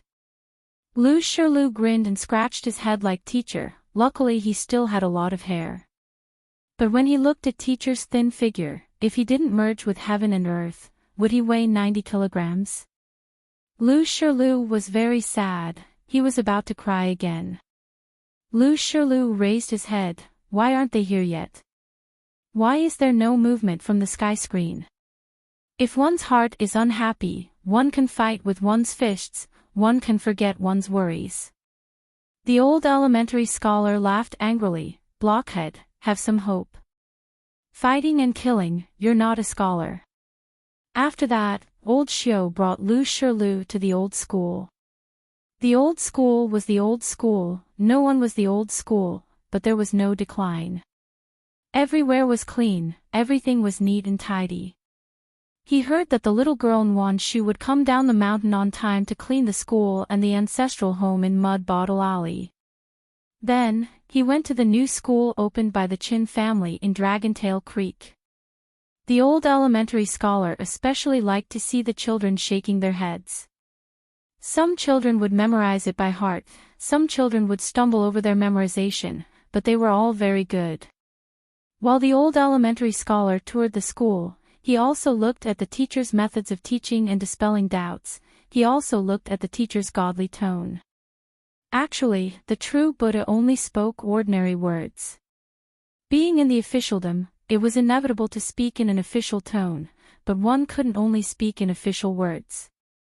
One must remember that all official words came from human words. When one became an immortal on the mountain, one couldn't only have the immortal aura of clouds and wind, one had to have some human touch. After reading too many sages' books, one had to hope that the world would change for the better. Otherwise, it wouldn't be good if one just grumbled and said strange things, dragging others into disappointment and despair. After the old elementary scholar left the school and walked in Apricot Blossom Alley, he said to Lu Shilu for no reason, back then, Shaoqi accompanied Zhuozhua to travel the mountains and rivers, while you visited White Emperor City with Chui Dong. From the beginning to the end, Lu Xianyang sat upright and still. The old elementary scholar finally said something to the young man. Xianyang, take it as a lesson for you. Think carefully about how to harmonize the fundamentals of life and the way of life. After nodding, Lu Xianyang stood up and took a few steps back. As a Confucian disciple, he bowed respectfully with his hands folded in front of him. The old elementary scholar stood up and nodded with a smile. I won't follow the example of the Taoist scholars of the future and return the bow. Because I have a question that you haven't answered. It won't be too late for me to return the favor in the future. It was as if Lu Xianyang had stepped out of a small world of Confucian orthodoxy. He straightened his back and laughed. Teacher, you are too kind. Lu Shilu understood more than Lu Xianyang. The teacher's question was a big one. In fact, the three doctrines of Confucianism, Buddhism, and Taoism were similar in many ways. For example, in the Record of the Lamp, there was a monk who asked, what about learning without a place? The teacher asked, "Where will you settle down and live your life?" The old elementary scholar said, I'm leaving. Lu Shilu quickly stood up and bowed. Junqian, farewell, teacher. The old elementary scholar said, the emperor loves the eldest son and the people love the youngest son. As a teacher, it is inevitable that I will be biased towards my last disciple. Junqian, don't think too much. After all, Chen Pingan is different from the rest of you. He spent the least time by my side and relied on himself the most. He is also the youngest and is still too young, at this point. Only then did the old scholar stop talking, because he suddenly realized that even his last disciple was not young anymore. The young man with clear eyes, who did not know how to drink wine and who walked through thousands of mountains and rivers in straw sandals, was now 10 years old and was approaching the age of 40. The old elementary scholar sighed and stomped his feet. His figure disappeared. Lu Xianying handed a handful of melon seeds to Lu Shilu. Lu Shilu sat back on the steps and shook his head. Lu Xianying took the initiative to say something. Lu Shilu either nodded or said a few simple words. In the end, the two family members who met for the first time became silent. They each had their own thoughts, but neither of them felt embarrassed. In the end, Lu Shilu asked, when you dozed off earlier, I saw the signs of your sword while moving around your body. Were you practicing swordsmanship in your dream? Lu Xianying nodded and said casually, there is a sword manual passed down from my ancestors. The method of practicing swordsmanship is a bit strange. It is a pity that it is not suitable for Chen Pingan. Lu Shilu said, I am also friends with Bai. His swordsmanship is good. In the future, if you encounter a big bottleneck in swordsmanship on your path of cultivation, you can go to him and learn from him. Although Bai has a cold personality, he is actually warm-hearted. If he meets a junior like you, he will definitely be impressed. Lu Xianying turned his head and said with a smile, okay, even if the bottleneck is not that big, as long as Mr. Bai is willing to teach me, I am willing to learn. Lu Shilu nodded. Young people were not narrow-minded, but big-hearted. He did not feel that he was giving alms from above. That was good. No wonder he could be friends with junior brother. Just like him and Bai Yi. Lu Shilu stood up and said goodbye to Lu Xianying. He did not like to talk, especially when it came to polite words. Lu Shilu asked Wei Shanjun to help him hide his tracks and return to Luopa Mountain. He planned to stay here for a few more days. When the sky screen opened again, he would be able to receive guests.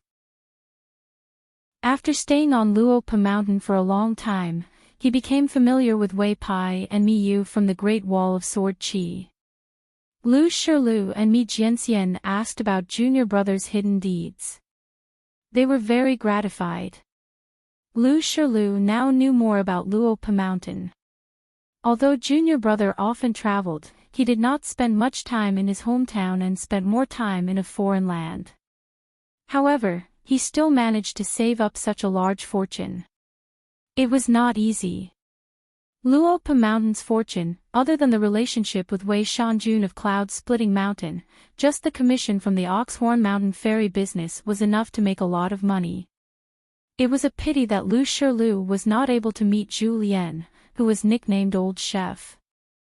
And the teacher said that junior brother's first disciple, Pei Qian, would shock the entire world sooner or later. Thus, Lu Shilu was curious. Sword Immortal Mi Yu, who had changed his name to Yumi, had not offered incense at Ji Mountain's ancestral master hall. But in the Aquarius continent, a jade unpolished realm sword cultivator from the Great Wall of Sword Qi was not light at all. However, this swordsman was indeed a little too lazy. It is said that through the ink-flipping fairy of her family, she asked people to buy a lot of mountain utensils used to watch the reflection of flowers, water, and moon, such as white bowls, picture scrolls, inkstones, rulers, and so on. She collected more than 20 of them for me and spent money like water. When Zhou Mili told Lu Shilu about this, the little girl felt sorry for Yumi. She said that it was obvious that Yumi was going to be a bachelor. Xing Dafeng, who was guarding the gate, was purely a martial artist, and went to the fifth world. Qin Yuanji was from Luope Mountain's ancestral master hall, and at the same time, was Zhu Lian's unofficial disciple. The young lady was very sincere in her training, and would walk back and forth on the path at the top and bottom of the mountain every day. Lu Shilu saw this, and planned to find an opportunity to teach her a few fish techniques according to the rules of the mountain. The siblings, Yuan Bao and Yuan Lai, were the direct disciples of Lu Baixiang. It was said that they had just left Luope Mountain not long ago. Thus, the current Luope Mountain was even more deserted. At the sword-worshipping platform, the bottleneck of Jindan realm was Cui Wei, while Jiang Chu became a Qi refinement warrior and walked the talisman Dao. The old Daoist Wan Yun of the North Continent, who wandered here, had stayed at Luope Mountain for a year just for Jiang Chu, and taught him the talisman Dao.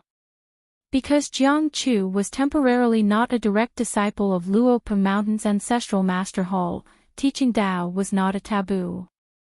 Both parties were not master and disciple in name, but they were master and disciple in reality. The other peer, Zhang Jiajin, was not discouraged because she did not have the aptitude for cultivation. Instead, she chose to follow the big accountant, Wei Wenlong from the inverted Xian Mountain Spring Banner House, who never showed his face in public, to learn the art of financial calculation. In the Dragon Riding Alley Sui shop, the female ghost, Shi Ro, was wearing the remains of an ascendant realm cultivator. As for the long-lived fellow Daoist, it was even more so. In the straw shop, the blind Daoist, Jia Qing, Zhao Denggao, and Tian Zhou were the three master and disciple. Zhou Er's blood was a natural talisman spring. Fortunately, they entered Luope Mountain. Otherwise, their ending would not be too good. They could easily become a money tree for immortals. The Black Snake, who migrated from Luope Mountain to Mount Grey Mist to cultivate, was born in Chiduan Mountain and was now in the Dragon Gate realm. After transforming into a human form, it was the black-clothed youth. His face was pale, and he was wearing a green crow robe, which was refined from a snake's skin. His alias was Yunzi, and his real name was Dezhang. Regarding the matter of his real name, which was equivalent to half of his life, he heard from Xiaomi that it was the decree of the big white goose. Yunzi did not dare to disobey. Fortunately, other than bestowing a name, Cui Dongshan also gave him an immortal treasure that was suitable for flood dragons to cultivate. As a mountain spirit/water monster that was not easy to cultivate, the reason why Yunzi broke through so quickly was related to his own aptitude, but it was not much. It was still thanks to the snake gall stone that Chen Lingjun gave him. As for the hidden python in Yellow Lake Mountain, it had already reached the bottleneck of the Golden Core realm. However, the python was still unwilling to walk on the river. Wei Pai, the great mountain lord, had revealed the heavenly secret for Lu Shilu. It originally had a chance to compete with a certain Little Loach for the opportunity of the great Tao of water of the 5 elements. Unfortunately, it lost and was unable to leave Black Pearl Grotto Heaven in the end. The python's cultivation aptitude was naturally not bad. It could already transform into a human form. However, it rarely showed up. When it occasionally appeared, it would show up with its real body. It liked to hibernate at the bottom of the lake and silently open up a cave residence of the water monster. The old owner of Yellow Lake Mountain, who had once bought the mountain with gold copper coins, only knew that there was a lake monster at the bottom of his lake because the python had never gone ashore in its human form. However, it was not clear about the level of the lake monster, nor was it aware of such a great opportunity that involved the flow of Black Pearl Grotto Heaven's fate. Otherwise, it would not have sold Yellow Lake Mountain to Luope Mountain. The python's real name was also given to her by Cui Dongshan. It was Buddha Pine on the registry. She would only occasionally leave the water and go ashore to meet Zhou Mili. Zhou Mili still did not dare to go down the mountain alone. She relied on bags of melon seeds to do business with Wei Shanjun. Every month, he would throw her to the shore of Yellow Lake Mountain. The woman in yellow had green eyes that were as clear as autumn water. After she went ashore, her entire body was filled with a looming natural mist of water. There was an old pine by the lake. It was also mysterious and restrained. It did not cause any changes in the mountains and rivers for the time being. What a good saying. When did the python not move for 1,000 years? When did the old pine not meditate? She was completely different from the overbearing Yunzi. The real python, the woman in yellow, preferred to be quiet and not move. The latter's nest was called Green Mud Slope. It was located in Grey Mist Mountain. It had the meaning of poisonous flying kites fall, stinky giant pythons pass. Zhou Xiaomi gave him a thumbs up. Then, the little girl began to ponder. Oh, I've met an expert. Little Mealy, who originally wanted to remind the big guy, asked again, there is a grass on the mountain with many pearls. If I don't get it, you'll be running for nothing. Lu Shirlu smiled and said, it's dew, right? In the book, there was a saying, for example, the morning dew is long gone. Fortunately, it's safe and sees the light of day again. As for the rest, it's only the morning dew. Zhou Xiaomi crossed her arms and frowned. She thought of a more difficult riddle. There are many chess pieces, and the chessboard is big. We can only watch, but we can't play. Let me ask you, what are the chess pieces? Lu Shirlu smiled and shook his head.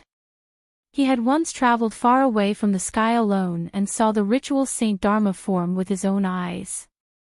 He picked up those chess pieces and stopped those ancient existences. Zhou Xiaomi shook her head and said with a smile, it's difficult, isn't it? It's okay if you don't know. As long as you look up at night, you'll know the answer. Then, the little girl looked at the big guy, who seemed a little lonely. She said, small stone tablets, one by one, stand in 2 rows at the door. She opened her mouth slightly and chuckled. Lu Shirlu smiled and rubbed the little girl's head. Got it. He's tall and close to the sky. I'm so envious. Xiao Xiaomi held her cheeks and looked into the distance. She was sad, but she was really worried. Senior brother half-mountain master, let me tell you a secret. I actually don't like to patrol the mountain that much, but I'm on the mountain every day, eating melon seeds and doing nothing. I can't help much. Don't you think I'm worried? So every time I patrol the mountain, I run very fast. I'm secretly slacking off. Lu Shirlu nodded. I'll keep it a secret for you. Zhou Xiaomi leaned closer and whispered, then let me tell you a big secret. When I was wandering the martial arts world with the good mountain master in the North Continent, the little girl placed the green bamboo cane and the golden carrying pole by her feet, then stood up and said, I stood in a big basket and knocked on Master Pei Qian's head with all my might. Chen Hao said that a piece of snow cost a chestnut, but I didn't even blink. Lu Shirlu smiled and said, then you're really amazing. Zhou Xiaomi, who was originally in high spirits, suddenly became gloomy. He taught me those riddles. If he didn't come home, I would have forgotten. He was still far from being a true sage. You old fellows shouldn't spoil his growth by excessive enthusiasm. He could speak Cui Dong, his calligraphy was passable, but his chess skills were so-so. Look, he couldn't even win against the Lord of White Emperor City. He said that he learned swordsmanship late. The reason he had some skills was due to luck. How could a guy who wasn't even considered a sword immortal have any future prospects? Wasn't that logical? After senior brothers got into trouble, teacher had more to say. You are all senior. Why are you getting angry at a junior? It's not worth it. I'll teach him a lesson when I get back. Why are you still glaring at him? Don't you know any etiquette? Hurry up and apologize to the seniors. Be more sincere and lower your head. Miyu understood, but he was too lazy to mend the pen after the sheep were lost. It could easily backfire. Mr. Liu, who was abnormally tall, only looked simple and honest, but he definitely couldn't be thought of as a thoughtless person. Although Miyu was a swordsman born and raised in the Great Wall of Sword Qi, he had seen many gentlemen and sages. So he didn't have the face to say some strange things about the Great Wall of Sword Qi. For example, from afar, he's Alliance. From close up, he's the hidden official. In his hometown, quarrels were common. As long as the hidden official was in person, he had never lost, whether it was in the Great Wall of Sword Qi outside the Summer Palace or in the inverted mountain outside the Spring Banner House. But he couldn't stop others from gossiping in private, could he? Moreover, the countless shills of the wine shops and gambling houses seemed to be fiercer than anyone else when they scolded the deputy manager who was in charge of delivering money in private. After all, Lu Shiliu was the senior brother of the hidden official. There were some things that Miyu, an outsider with a literary background, couldn't say. If Miyu was really stupid, then was he still the sword immortal who had incurred countless love debts? Lu Shiliu said, "You should be able to guess that I'm a demi-human." Miyu nodded. "I've seen a lot. It's hard to find it strange." When it came to this, Miyu was like a sword immortal. Lu Shiliu didn't say anything else. On Luopa Mountain, a little girl dressed in black was bouncing around. She first accompanied Sister Nwanshu to clean up the Ji-Se Peak's ancestral hall before patrolling the mountain alone. She was in a good mood today. Perhaps because she had made a new friend, she didn't run as fast as before. At this moment, she was happily calling out to a little girl who was sitting in the water. She was dressed in red and didn't paddle a boat. The big guy couldn't guess what it was. It was a small red jar filled with red dumplings. The big guy didn't know. He still scratched his head. Lu Shiliu put his hands on his knees. "Sword immortal, I won't send you off. In the future, when we meet again in Old Dragon City, you won't send me off after we drink." Miyu smiled bitterly. "My surname is Mi," he then smiled. "Mr. Liu, please take care of little Nwanshu and little Millet. Sword immortal, don't worry. With me around, there won't be any what if." Lu Shiliu's promise was said very casually. He then smiled and patted Miyu on the shoulder. "You're a good person." Miyu didn't care about being addressed as sword immortal without the word "me." It was useless no matter how many times he cared. The green-robed sword immortal stood up with a smile and cupped his fists at Lu Shiliu. Then, he rode his sword and flew away, instantly turning into a rainbow and heading south. As he was worried that little Millet would be sad if she saw it, Miyu deliberately restrained his aura and the scene of him riding his sword. The sword light only flashed. However, Miyu still didn't know what Lu Shiliu's evaluation of him was. Previously, Lu Shiliu and Lu Xianyang had talked about his good friend Bai Yi. It was that, good friend Bai Yi, his swordsmanship is not bad. Lu Shiliu continued to be patient and waited for the sky screen to open again. Shan Junwei Pai was very loyal. As the senior brother of the mountain master, he had to help his junior brother get some favors. Otherwise, he would be too ashamed to see Mr. again. Lu Shiliu suddenly laughed. "Junior brother, you're really too secretive here. Have you already been looked down upon by many people?" During the night banquets at Cloud Splitting Mountain, the head butler of Luopa Mountain, Zhu Lian, and Chen Lingjun, who came from the Imperial River, had all appeared. As for Pei Qian, Chen Wanshu, and Zhou Mili, they had gone to Cloud-Splitting Mountain but hid far away to join in the fun. At the night banquet where immortal Master Fu, the large and small city gods, and the gods of mountains and rivers gathered, the three little girls did not attract anyone's attention. In the territory of the northern peak, the Luopa Mountain, which followed closely behind the Dragon Spring Sword Sect, had a deep impression of them. Other than the fact that the young mountain master came from the shabby alley of the Pearl Cave, it was more because of the northern peak's mountain lord. Wei Pai's admiration for the Luopa Mountain was too enviable. Other than that, the relationship between the Luopa Mountain and the Dragon Spring Sword Sect was not bad. It was also very interesting because the Dragon Spring Sword Sect and the Luopa Mountain had rented 3 mountains. This was a publicly acknowledged fact. The key was that it was rumored that the young mountain master, who had made a fortune at the bottom of the market, seemed to have hit it off with the saint's only daughter, Wan Shou, before he made a fortune in his early years. This matter was spread with nose and eyes. In addition, the Saint Wan Tong and the only daughter, Wan Shou, did not seem to have seriously denied this matter. This was worth pondering over. It was precisely because of Wan Tong and Wei Pai's protection that the young man surnamed Xin, who had never appeared in the Luopa Mountain, was able to soar into the sky and rise rapidly. He became an immortal mountain that could not be underestimated on the territory of the old Dali. Sitting on half of the Oxhorn Mountain Ferry, occupying all the construction industries left behind by the bag shop, and at the same time, forming an alliance with the Pearl Hairpin Island that had been moved from the Book Slip Lake. The Golden Core female immortal, Lu Zhongruan, even personally served as the ferry manager of the dragon boat, Turning Ink. It was a pity that this Luopa Mountain was an empty shelf. There had never been a cultivator who could show off. It was said that the young man named Shin Pingan was still a pure martial artist. He was not even a cultivator.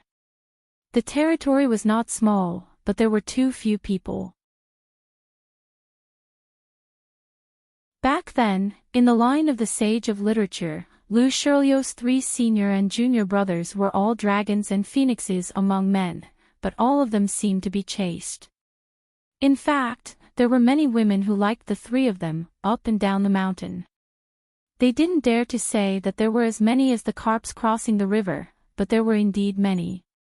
It was a pity that eldest senior Cui Dong didn't have any distractions, and his ambition was high, so he treated women with courtesy at most, although he never deliberately ignored them. Senior brother probably thought that women were annoying, so why did he like me? If you like Cui Dong or Qi Jingchen, you can go. Shao Qi didn't understand at all. After Lu Shilu and Wan Xiu, Shanjun Wei Pai was also called over. This landlord of Northern Peak had a solemn expression. Wei Pai and Lu Shilu, who had used a camouflage technique, stood at the side. A few days ago, when they occasionally asked, Wei Pai would announce to the public that he was an old friend of Cloud Paul Mountain from the Central Plains. As for whether or not anyone believed it, Wei Pai didn't care. After all, it wasn't like he was telling outsiders that he would never hold a night party again.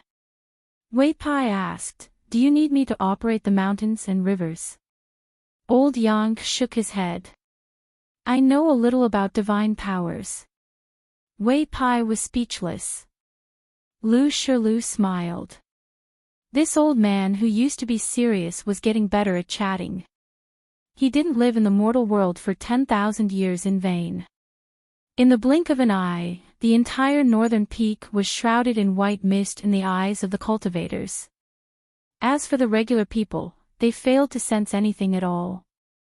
Today was a day that had never been seen before in 10,000 years. It was because of this old Yang who had guarded the human world bitterly for 10,000 years to continue the path of godhood. He wanted to re-establish the ascension platform in the human world as the ancient heavenly lord of Azure Child. They still did not see old Yang use any divine powers, but the earth immortals who had secretly hurried to various parts of the Dragon Province seemed to find themselves on a high platform. It was far too strange, such that many nascent soul and golden core cultivators looked at one another. However, they calmed down very soon and steadied their minds. On the high platform were old people who had lived in the mountains for a long time, as well as talented young people from the mountains. This large group of golden core and nascent soul cultivators from the Aquarius continent had received a secret order from the Dali Ministry of Punishments. The contents were very shocking. At the end of the secret letter, the wording was extremely strict, telling them not to divulge anything to the outside world. They were only allowed to secretly travel to the Dragon Province of Dali. The Daoist priest of the Divine Grandeur sect, the military cultivators of True Martial Mountain and Wind Snow Temple, the bastard son of the Jiang family of Cloud Forest, Jiang Yun, the two old sword cultivators of Upright Yang Mountain, and the patriarch of the Su family of Clear Wind City who had reached the bottleneck of Nascent Soul, the first disciples of the Dragon Spring Sword sect, Dong Gu and Xieling. The Golden Core cultivator of Luopa Mountain, Chui Wei, and the Golden Core cultivator of Rosy Cloud Mountain, Kai Qinqian. There was also a sword cultivator from the Wind and Thunder Garden who had revisited the Dragon Province, Lu Baqiao. Even though the Garden Lord, Huang He, had received a decree from Dali, he had actually directly given up on this fortune of the path of cultivation, only allowing Lu Baqiao to set off. He told his junior brother that he, Huang He, would train with the sword for the rest of his life. He would only use his own sword, and he would not accept any favors from anyone else apart from his master. Lu Baqiao tried to persuade him. In the end, Huang He said to Lu Baqiao, "It's very Li Tuanjing, and it's very Huang He himself. Your talent is inferior to mine, so I want to focus on training with the sword for the next 100 or 1,000 years. As the new Garden Lord, your cultivation is too low. You're a disgrace to my master and the Wind and Thunder Garden. You have no right to bargain with me, so hurry up and piss off to the Dragon Province of Dali." Earlier, Yuan Bai, a direct disciple of the Hall of Ancestral Ancestors of Upright Yang Mountain, had asked the Garden Lord of the Wind and Thunder Garden, Huang He. Yuan Bai had taken out his life-bound flying sword, the Jade Stone that destroyed everything in its path. As a result, although Huang He had not fallen to Golden Core, it was an undeniable fact that his path of cultivation had been damaged. However, even with that being the case, as long as he came to the Dragon Province of Dali, there was hope for him to recover to complete nascent soul. As a matter of fact, with Huang He's talent, he might even be able to reach the upper 5 realms. However, Huang He was still unwilling to come here. There were a total of 3 people from the Truth Realm sect, including Sui Yuyu, who had just broken through the bottleneck of the Dragon's Gate realm. In times of great chaos, there would be misery and suffering. The people would be destitute, and the mountains and rivers would sink. There would also be countless heroes and ambitious people who would take advantage of the situation and rise up. They would all show off their prowess. In the backyard of the medicine store, Lu Shirlu said, "I'll go wait in the sky's screen first, just in case I get flustered and fail to receive guests properly. It'll be more sincere if I receive guests at the entrance." Ruan Xiao had just finished eating a pastry. She clapped her hands and said, "Same logic." Old Yang nodded. The imperial tutor of Dali and the Confucian scholar Cui Dong held the Beko Keikyung building in their hands. The corpses of gods sat in the sky. Cui Dong uttered a single word softly. "Kill." On the continent, wherever Cui Dong's gaze could reach, there was a flash of light. He immediately beheaded an immortal great demon. In the area of the 5 peaks, in all the mountains and rivers under the jurisdiction of the Dali vassals, there were many incense burners that were used to worship the 5 peaks. The local civil and military officials led the people to worship the incense day and night. The various city gods and officials, civil and military officials, and mountain and river deities were in charge of inspecting and measuring the quantity of the incense burners. They would report it to the various departments of rites and then submit it to the departments of rites and academies of Dali. In the small Aquarius continent, there were tens of thousands of poems that were called the Poems of the Five Peaks. Finally, 100 of them were selected and compiled into books. They were distributed to the various academies and rural schools in the continent. They were sung by the children on the streets in the form of ballads. The monarch of the Five Peaks kept half of the incense burners that flowed into the great peaks to maintain the majestic golden body. The remaining 20% was given to the mountain of the monarch, and the remaining 30% was distributed to the mountain and river shrines under the jurisdiction of the various vassal states. It would increase the fate of the state, and finally, it would increase the power of the state. Once again, it would nourish the Dali dynasty and the continent's geomancy. In the Tongyi continent, even the emperor ran away, even the land immortals ran away. But in the Aquarius continent, even the small children in the streets and alleys, in the villages, were able to contribute to the stability of the continent, silently contributing to the stability of the continent. Bit by bit, the accumulated water formed rivers, the accumulated soil formed mountains. Dali had already changed the laws, allowing the vassal states to choose 2 or 4 heroic spirits, from the capital to the cities to the countryside, to put up their own door gods on all the doors. They would rebuild the golden body, protect the place, and not be attacked by the demon race. They would work together with the immortal cultivators and consecrators of the country, to set up a plan to prevent the demon race from disturbing the people's hearts and causing trouble. On a mountain peak far away from Chui Dong's image in the center of the Aquarius continent, a dozen people were looking down at the mountains and rivers. It was the founder of Shang clan, Mr. Fan, leading a group of Shang clan ancestors who came to the Aquarius continent. The Shang clan ancestor who did not look old, after Chui Dong's sword, retracted his gaze and said emotionally, "The distant waters see the distant mountains. Old friends leave behind stories." After reminiscing about the matters of the world, this Mr. Fan changed the topic and smiled. "Everyone, it is said that the water flows with the mountains, the world's water flows unpredictably, only the mountains cannot move.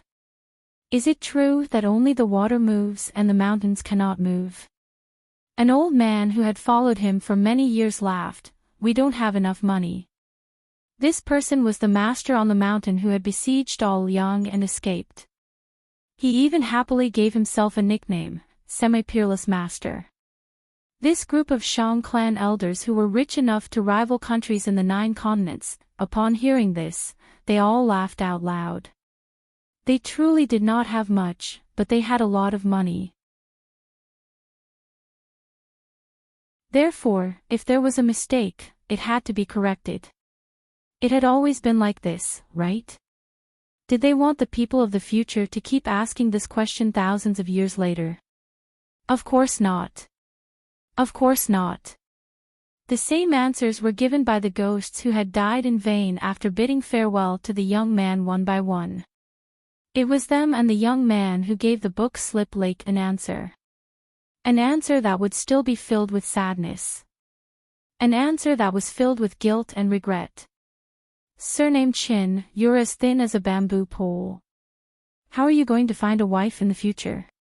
When you leave this damned place in the future, you must remember to eat a few more bowls of rice." I'm not bragging. My cooking skills are excellent. I'm famous for making a pot of messy stew that can make Buddha jumps over the wall. Haha, unfortunately, you don't have the luck to eat it. Chen Pingon, take it easy. Let's not reunite too early. Also, you useless bookkeeper, remember to slap that Gookin a few times to relieve your boredom if you don't have anything to do. You have 8 lifetimes of bad luck to have a son of a bitch like Gook and don't meddle in other people's business in the future. It's not worth it.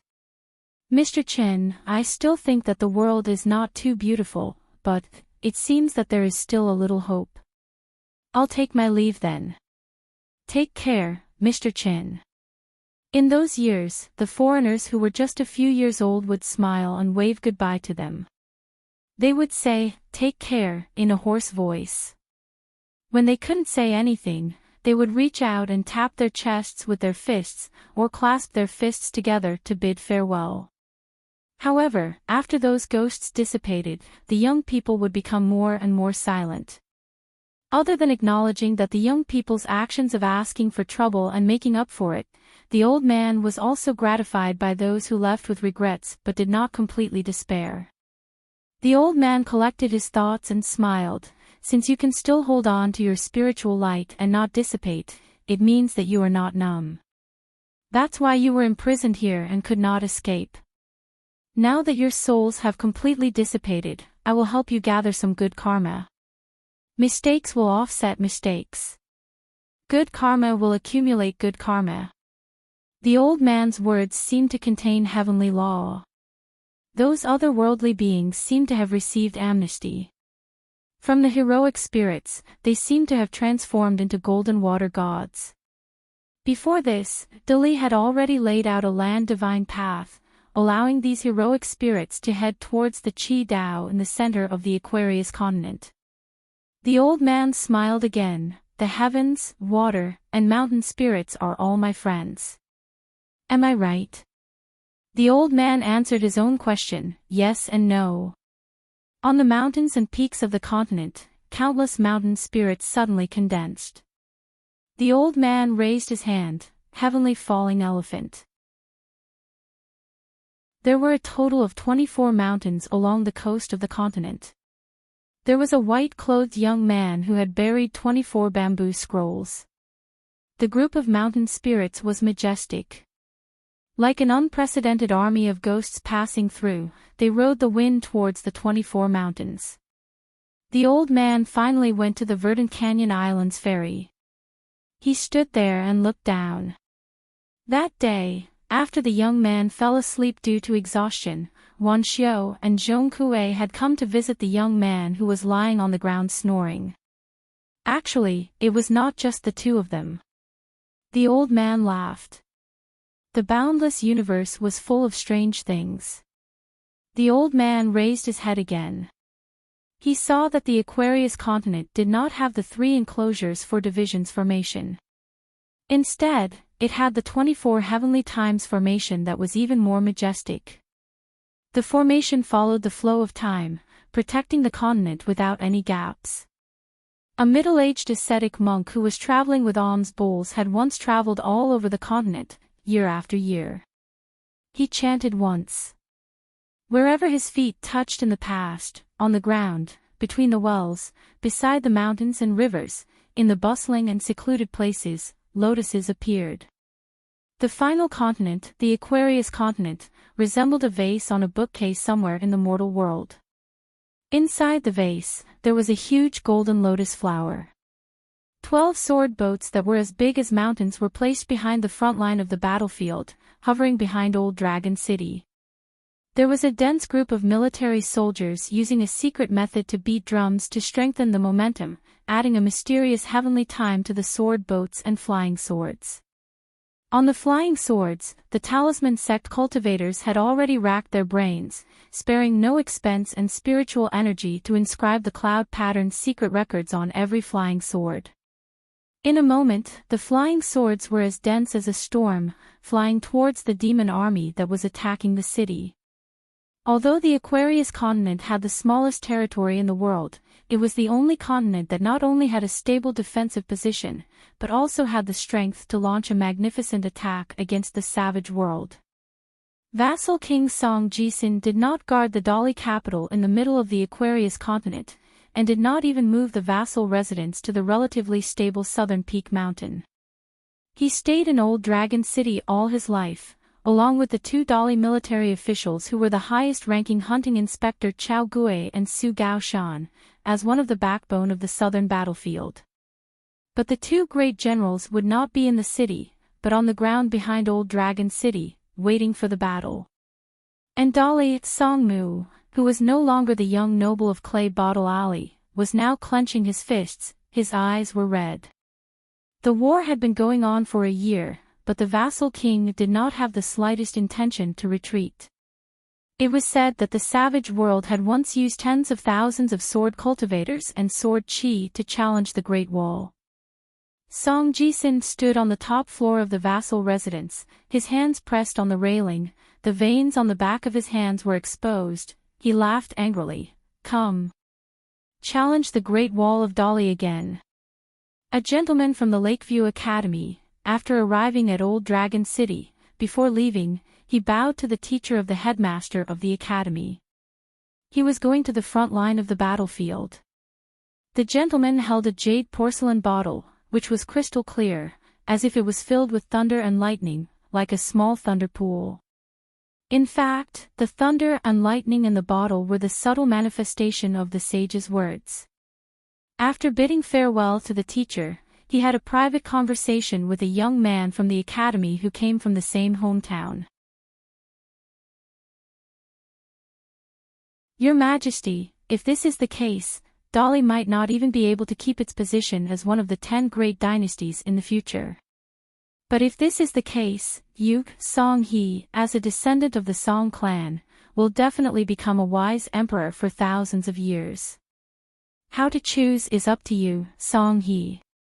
Song He smiled and said, Imperial tutor is underestimating the tolerance of a student. There are so many 10 great dynasties in the world. How many emperors and monarchs are worthy of leaving their names in history for thousands of years? Song He wants the descendants of the Song clan to face the portraits of their ancestors when they worship their ancestors. They will stand under my portrait for the longest time, and they will be fascinated the most. When Embroidered Tiger heard the answer, he smiled and nodded. Song He had a question and couldn't help but ask, I only have one question. If I don't agree, won't I let Imperial Tutor fulfill his wish? Cui Dong smiled and said, Your Majesty is well aware. Emperor Dali laughed and said, What a good embroidered tiger. Finally, the emperor looked at the Imperial Tutor who had overstepped his boundaries. Cui Dong nodded. The emperor had a sad expression. With Embroidered Tiger by his side, it was inevitable that he, as the emperor, would feel constrained. However, if the Great Li dynasty really lost this Embroidered Tiger, how could he, Song He, not be flustered? Cui Dong finally said slowly, Qi Jingchen and I have left so many different scholars for the Dali dynasty. Even if Dali's territory is reduced by half, there is still a great chance for it to rise again in the future. It's a pity that you may not be able to see it with your own eyes when you are still alive. I can only say that in this matter, you and the previous emperor will end up in a similar situation. There is indeed a great regret. It can be seen that it is Dali's fortune to have an imperial tutor like me, but it may not be the fortune of you two emperors. It's just a small misfortune. Dali and Song He are both very fortunate to have such an opportunity and such a magnificent feat with your help. The emperor bowed to the old man and said softly, Then I will bid farewell to you. Song He exhaled heavily and slammed the wall with his hand. Then, he supported himself against the wall and said in a deep voice, Together, we will stop the fall of the heavens. A eunuch in an official's robe suddenly walked forward quickly and then stopped quietly. He said softly, Your Majesty, there are people coming from the north. Song He was in high spirits. He quickly walked to the area between the two walls and looked up. Although he was destined not to see them, as those people would not come to Dali's capital so early, Song He couldn't help but take a look. Now, the eastern Aquarius continent and the north continent, under the heaven's influence, were like a continent's territory. Venerable fiery dragon, Li Lu, and the ascendant realm woman were still in charge of guarding this sea path.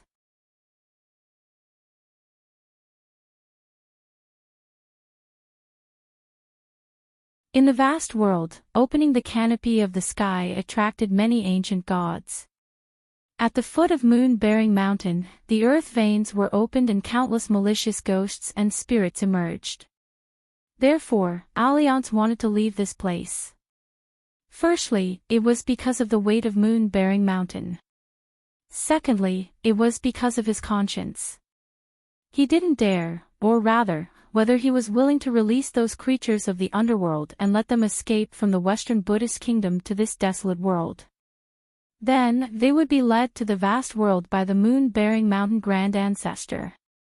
Alliance suddenly said, "Old blind man, open your eyes and look at the world. It's different now." The old blind man who had his back facing moon-bearing mountain stopped in his tracks. He put his hands behind his back and seemed to be looking up at the sky, really. Alliance couldn't free his hands. Otherwise, he would have definitely patted his chest and said, "Trust me once. Otherwise, you're my father." The old blind man still didn't turn around. He smiled and said, "I don't dare." He had been living in seclusion in the small country in the North Continent. On this day, Li Shixing, who was studying in seclusion, bade farewell to the scholar who was supposed to be called Li Baozhou and said that he was going on a long trip. After Li Shixing returned to his courtyard, he asked the servant, Cui Ci, to continue cleaning the courtyard every day and study diligently. For the first time, the Confucian scholar Li Shixing hung the peach talisman on his waist. When he took a step and landed on the ground, he had already arrived at the central continent from the North Continent. The saints guarding the canopy of the two continents did not stop this phenomenon. Instead, they nodded and bowed to Li Shixing, who had traveled across the continent for an instant. How could the sect leader of the Beko Keikyung building, even if he was only one of the three clones, not be able to receive such treatment?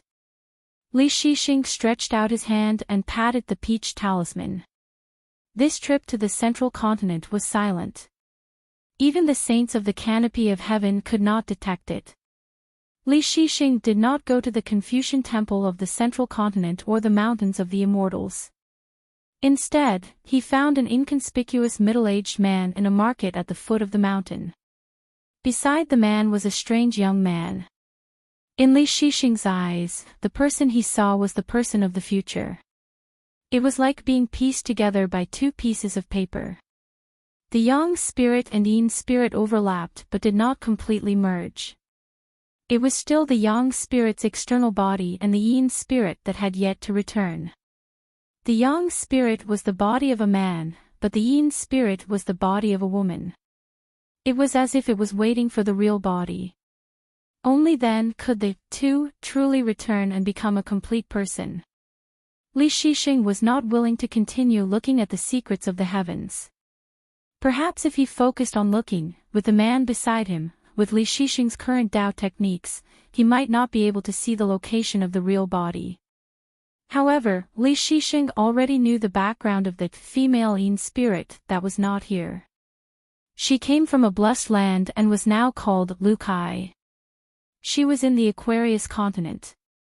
Li Shixing bowed and said, "Greetings, Zhou Zi." Adding the suffix Z to a surname was a great honor.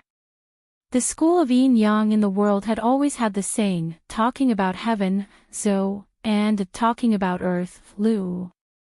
Zhou and Lu were two different surnames. The former was dying and did not have much influence. The latter was the school of yin-yang in the world and was fully deserving of the title of the most powerful family. The man in front of Li Shixing, who looked dull, had monopolized half of the world of knowledge and was known as talking about heaven's affairs.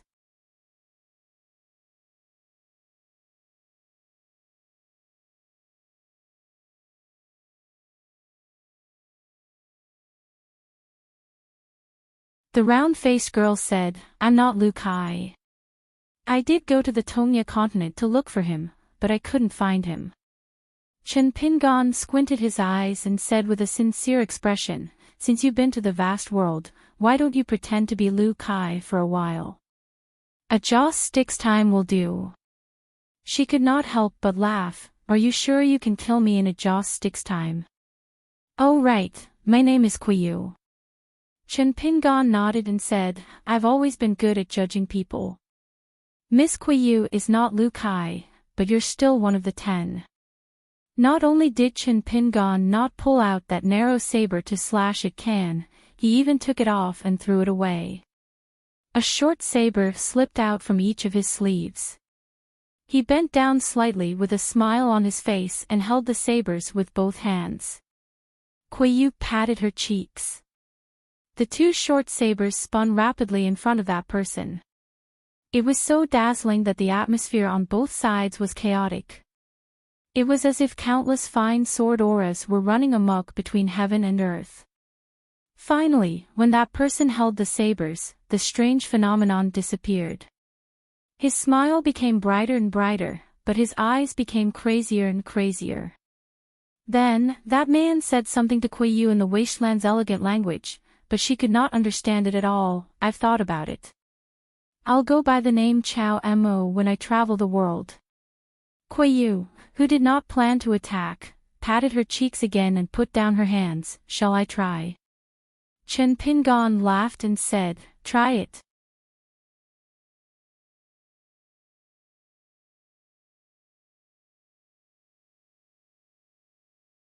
If you want to ride a boat and ascend to the blue sky, you have to make up for the lack of money.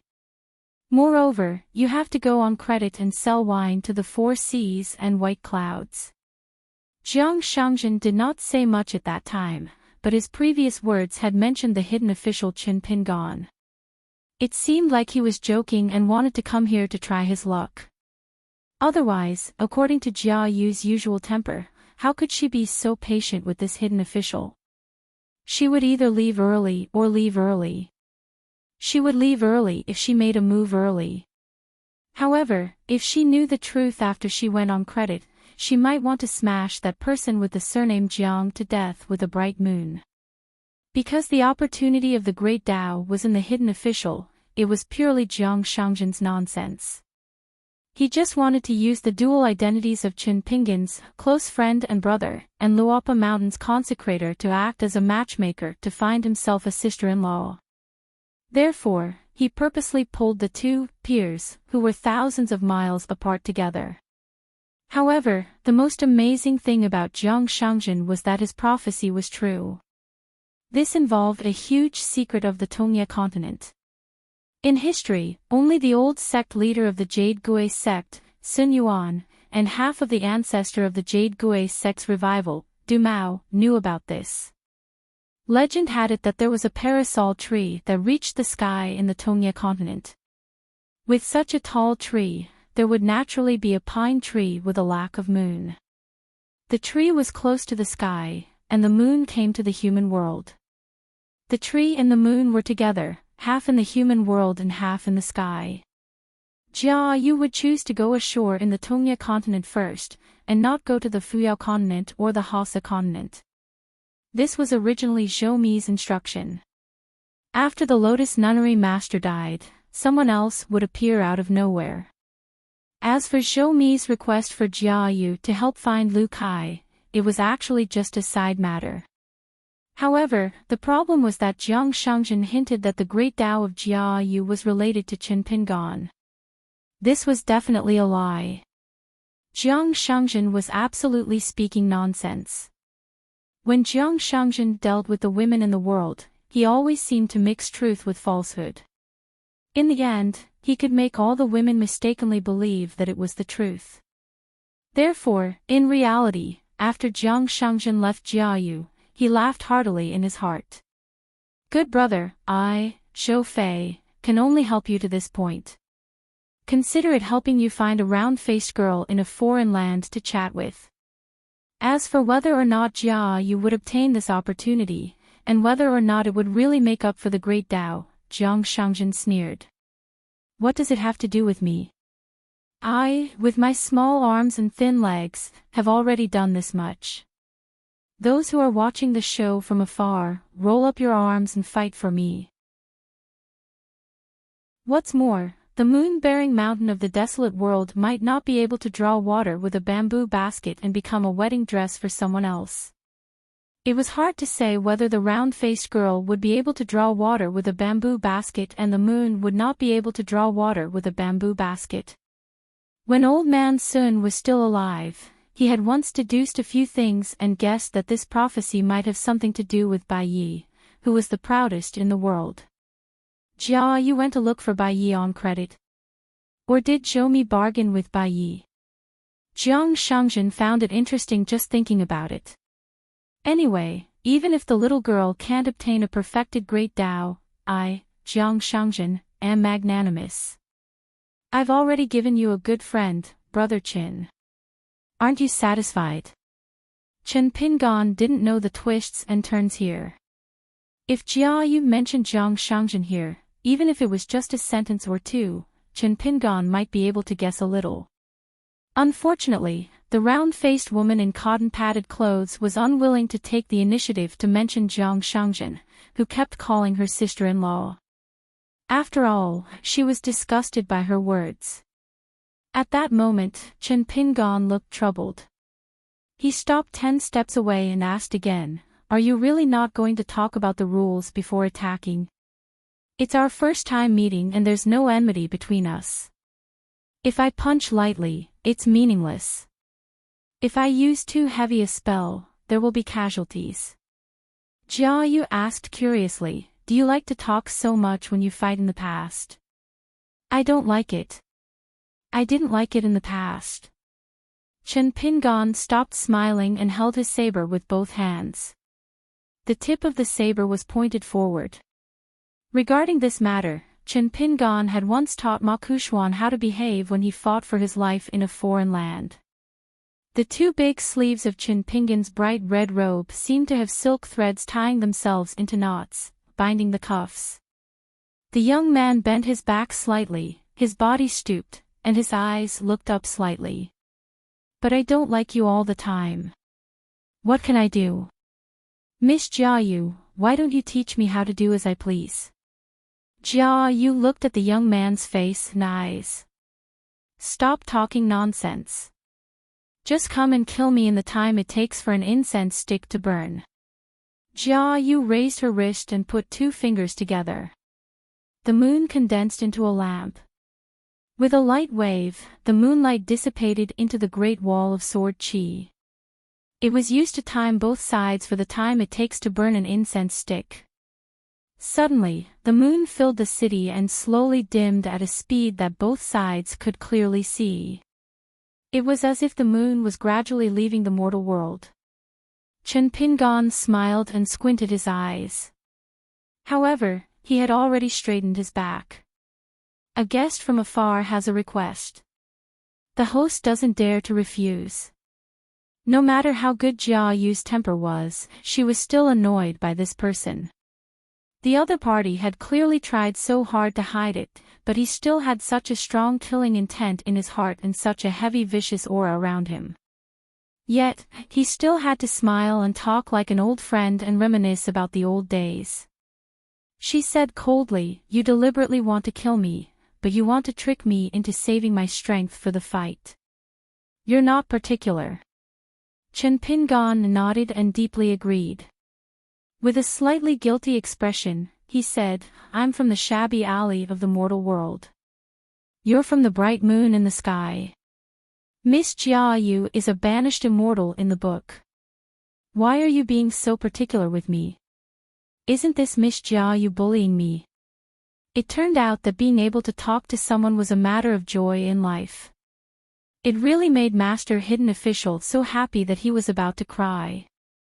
He remembered that in the book, there were people who liked to get drunk and drink but were sober, and there were people who cried when they were at a dead end.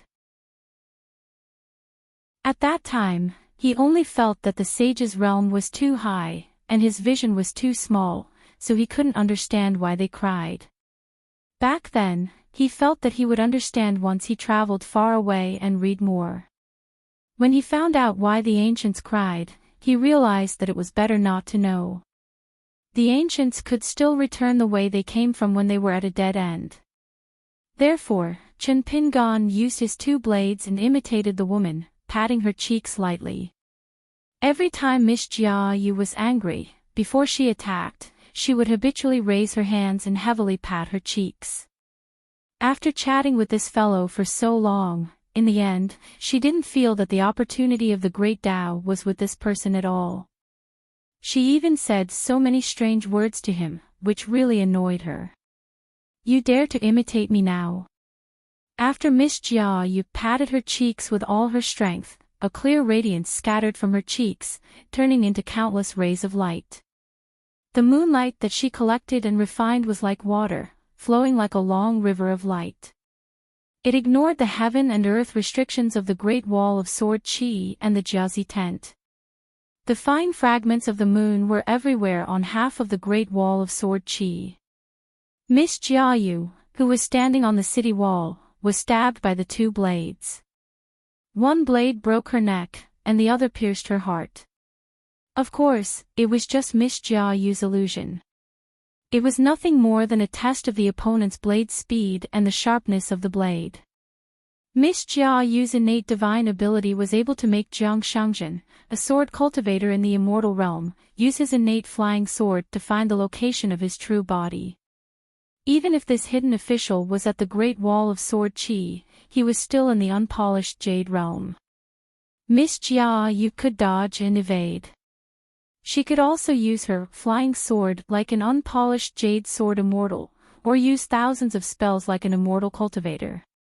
If Miss Jia Yu wanted to learn spells, no matter how exclusive or secretive one was, as long as she saw it once under the illumination of the moon, and as long as there wasn't too much of a disparity between their realms, she would be able to understand at least 70 to 80% of the true meaning within. It wasn't that Miss Jia Yu looked down on the hidden official who was full of tricks. In the wilderness, there were many different ways to capture and kill. Among her peers, Miss Jia Yu was undeniably the best. Therefore, in the secret records of the Jiazi tent, this cotton-clothed, round-faced lady had the reputation of being the world's armory. Talisman, flying sword, golden body dharma form, mechanical puppet, great demon true body, immortal treasure armor, offensive heavy weapon, whatever I want, I will manifest. The material is none other than my moon. Miss Jia Yu could even have the physique of an ordinary peak realm martial artist if she wanted to.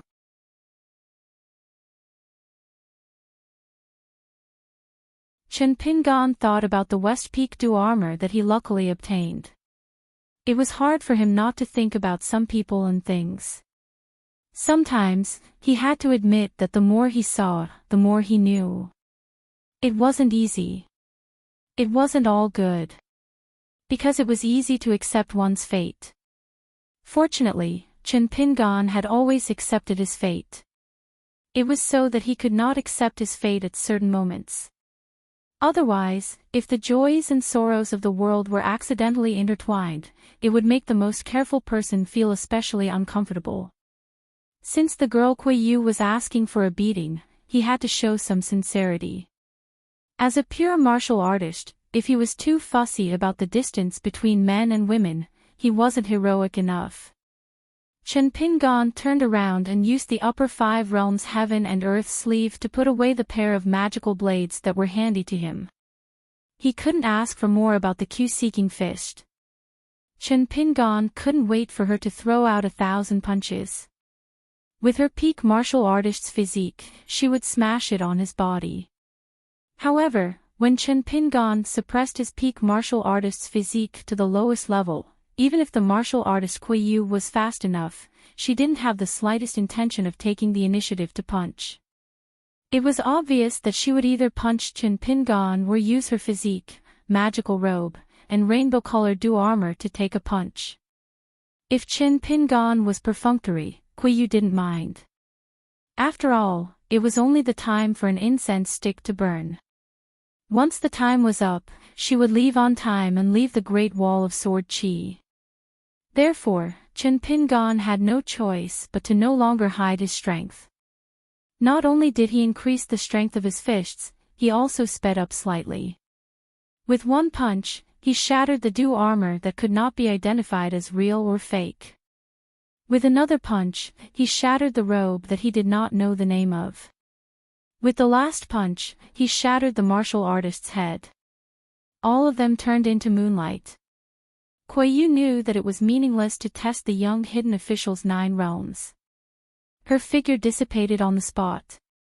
Her figure turned from 1 to 10 and scattered all over the half of the Great Wall of Sword Chi. There were 2 at the cliff and 1 at the top of the city. There was no longer the round-faced lady that was easy to talk to. Her figure was different. There was the golden body, the sword immortal, and the demon's true body. Even though she had merged with the Great Wall of Sword Chi, Chen Pingan still couldn't tell where Kuei-yu's true body was. 9 fakes and 1 real. It could be all real or all fake. These existences that he didn't know if they were real or fake asked in unison, "Why didn't you use the sword immortals that walked out of the painting? Wouldn't it save more time and effort?" Chen Pingan smiled and said, "The time for an incense stick to burn is actually very long. It's just that I have nothing to do, so I cherish every little bit of it." As he spoke, Chen Pingan stepped on something and his figure slowly rose into the sky. This was because a huge imitation of the Beko Keikyung building appeared under his feet. It revealed its full appearance bit by bit. Finally, the peak of the Beko Keikyung building rose into the sky. It only stopped when it almost touched the top of the sky. The young hidden official, who was wearing a Daoist's crimson-purple, heavenly robe, looked like a real immortal of the Beko Keikyung building. His Daoist skills reached the heavens, which was why he could stroll around leisurely. He stepped on the peak of the Beko Keikyung building step by step. Finally, he walked to a place where the most scheming people were fighting against each other. Chen Pingan stretched out his hand and grabbed. He held a sword immortal banner and gently knocked it on the sky beside him. Rings of ripples appeared in the void, endless layers of rings.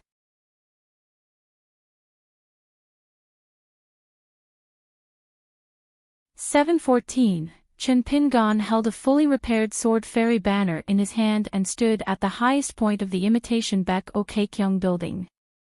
In his own world, Chen Pingan's eyes could see everything clearly, just like how a layman would engrave a notice on a cliff. Kuei-yu seemed to have a special liking for the rainbow-colored sweet dew armor. Cultivator Kuei-yu was the only one who appeared on the city wall with her original appearance. She condensed the moonlight with her natal supernatural power and put on the strange armor that seemed to have refined an ancient rainbow.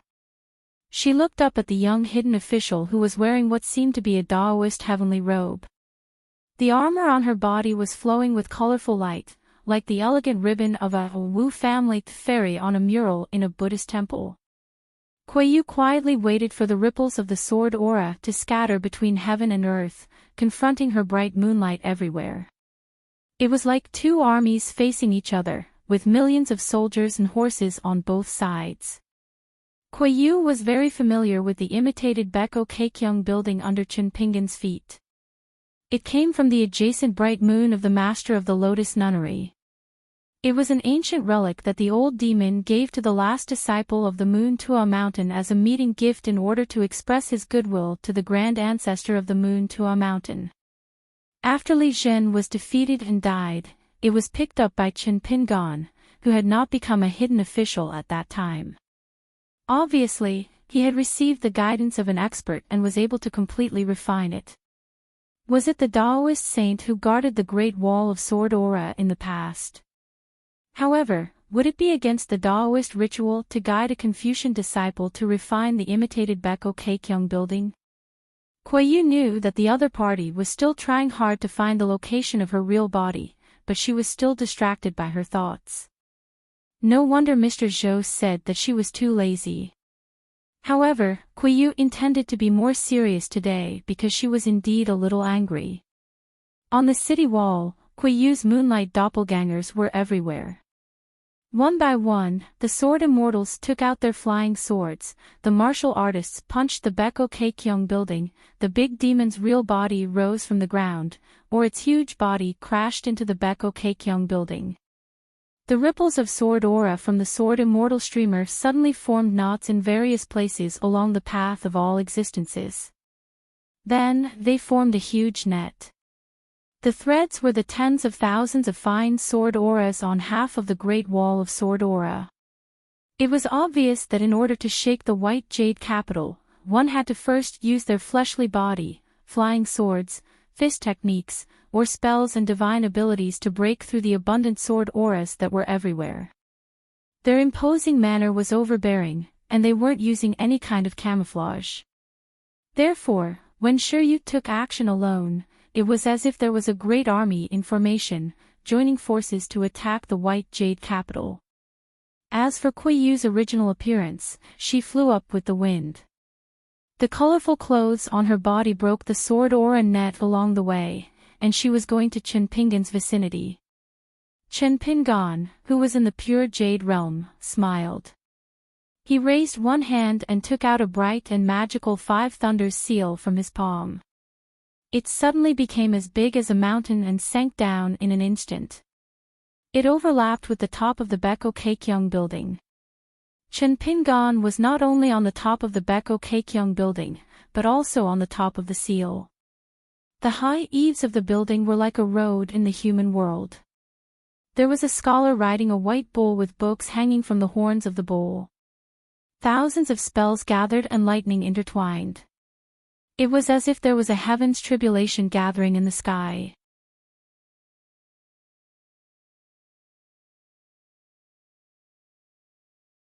When the spiritual chi and the sword chi merged, the sword immortal banner began to tremble. After learning from Cai Jiayue, there was also a Chen Pingan standing on the top of the banner. One hand was behind his back and the other hand was in front of him. With a smile on his face, he looked through the rainbow and looked at the woman who was flying towards him. He smiled and said, "My little Beko Kekyung building has 5 cities and 12 buildings. Only this door is not open.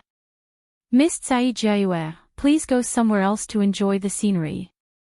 It was actually a Chen Pingan who was wearing a green Daoist robe. His face was slightly older than the real Chen Pingan. This scene, these words. It was likely that all the Daoist immortals in the world would not be happy to see or hear it. Cai Jiayue was not sure of the real identity of the middle-aged Daoist illusion. However, it did not matter to her if she knew. She herself had often overstepped her authority. For example, when she reached the top of the rainbow arc, she turned into the figure and face of the Lotus Nunnery Master. She reached out her hand and pressed. In the sky above the city, the sea of clouds condensed into a jade-white palm. There were lotus leaves on the palm. The moonlight was bright and the green lotuses nestled together. Then, suddenly, the lotus pond on the palm bloomed with countless snow-white lotus flowers. The middle-aged Daoist, Chen Pingan, glanced at the palm and the lotus pond blooming. He smiled and said, "The great Tao is great. It is not the size of the image. Small, it is still small." The Daoist kept one hand behind his back. He formed a seal and flicked his finger. A speck of golden light slowly flew up. The lotus pond fell with the sound of thunder and the pressure of mountains. It was majestic. Every time the lotus pond bloomed, there would be a snow-white pillar of light descending. The middle-aged Daoist speck of golden light swayed like a bird flapping its wings in the wind and rain. It took the lead to welcome the snow-white torrential rain. Daoist, Chen Pingan smiled and said, "As the law commands, go."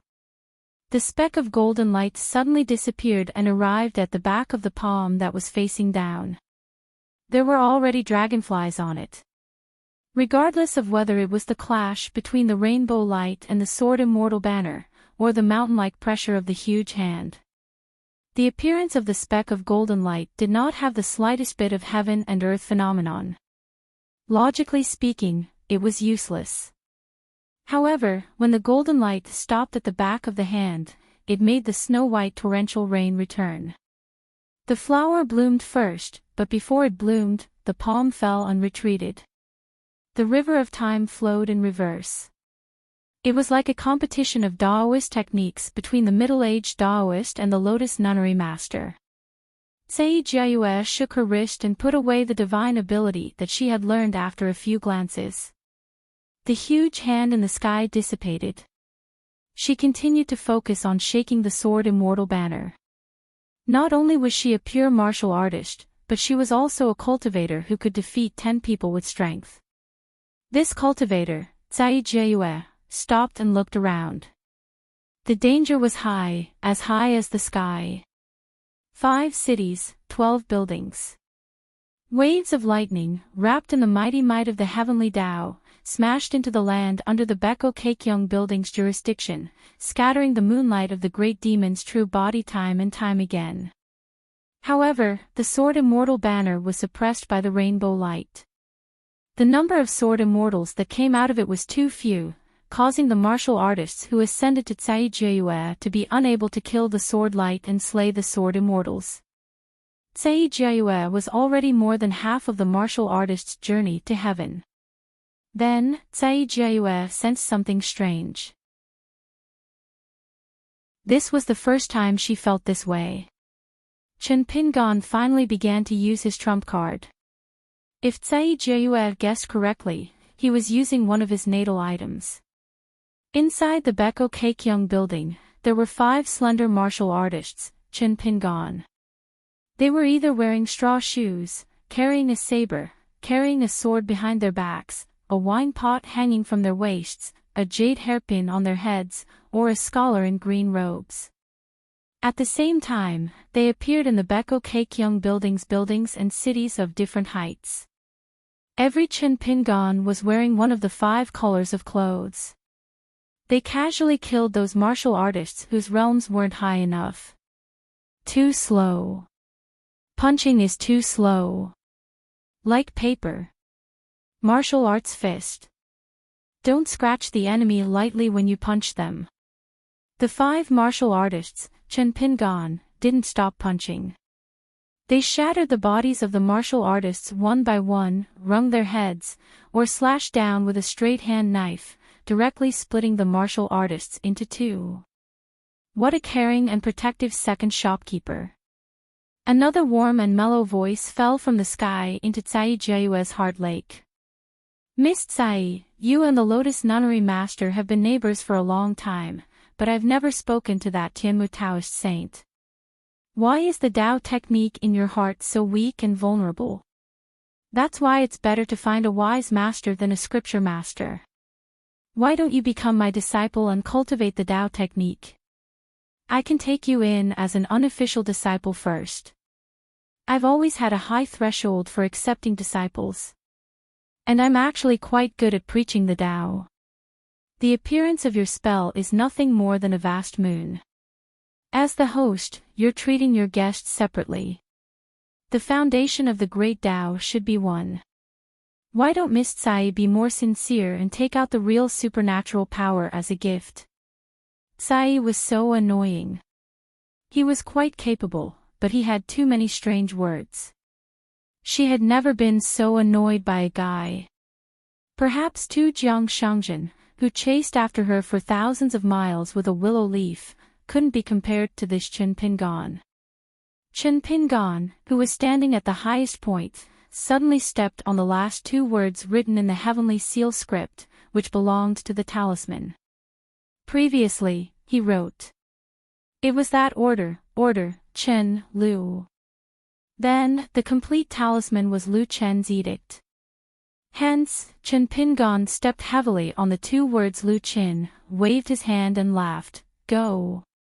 The 2 words Lu and Chen went to the top left and bottom right corners of the seal, the 2 words order and order went to the other 2 corners. The 6 full 5 Thunder Dharma seal was finally completed. Cai's heart trembled, she knew that something was wrong.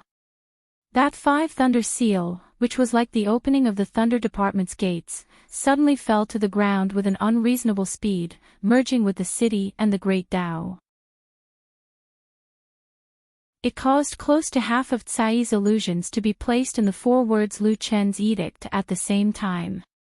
Cai, who was standing at the top of the rainbow light, realized that only now did Chen Pingon use the basic method of the Great Wall of Sword Qi, isolating the heavens and earth.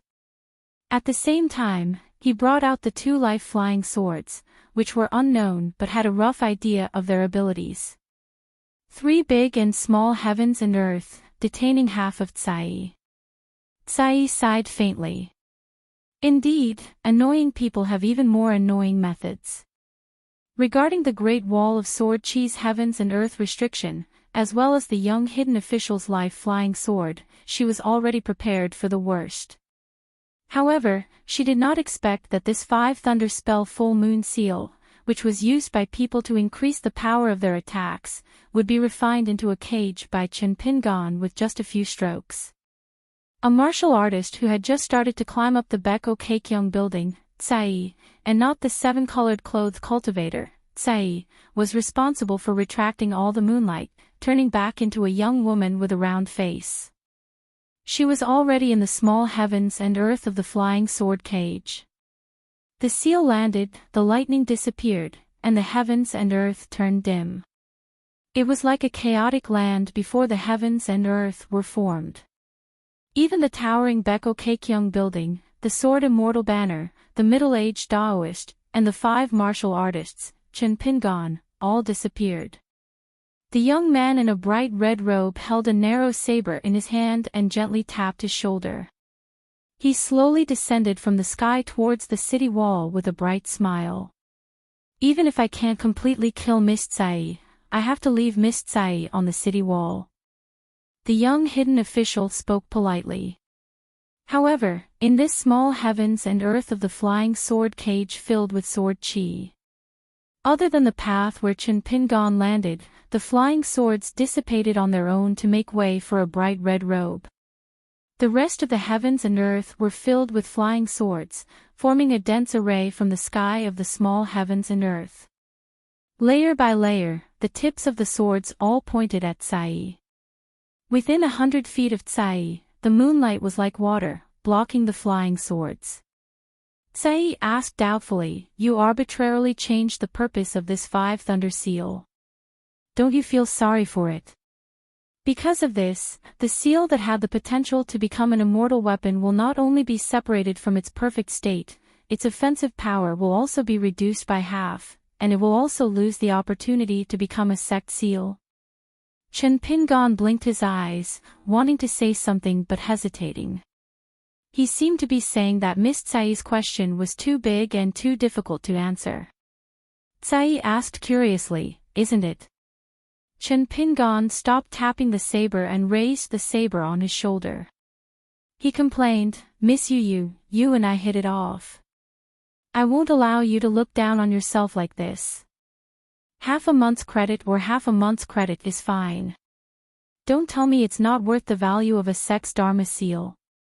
Tsai blamed herself and said, "Your talisman's method is too strange. I didn't expect that a seal restriction could be so strange." Chen Pingan suddenly asked an even stranger question, "Can a person self-blame kill?" Again. Tsai raised her hands and slapped her cheeks heavily. Without Chen Pingan's half of the Great Wall of Sword Chi, no matter how strange his unpolished Jade Realm Chen Pingan's method was, could it really stop a bright moon's travel? Chen Pingan hung Tsai on his waist, stopped smiling, and stopped in the air. He put 2 fingers of his left hand together and gently pressed against the void in front of him. Finally, there was a faint light of a lamp. Chen Pingan's 2 fingers slowly moved from right to left.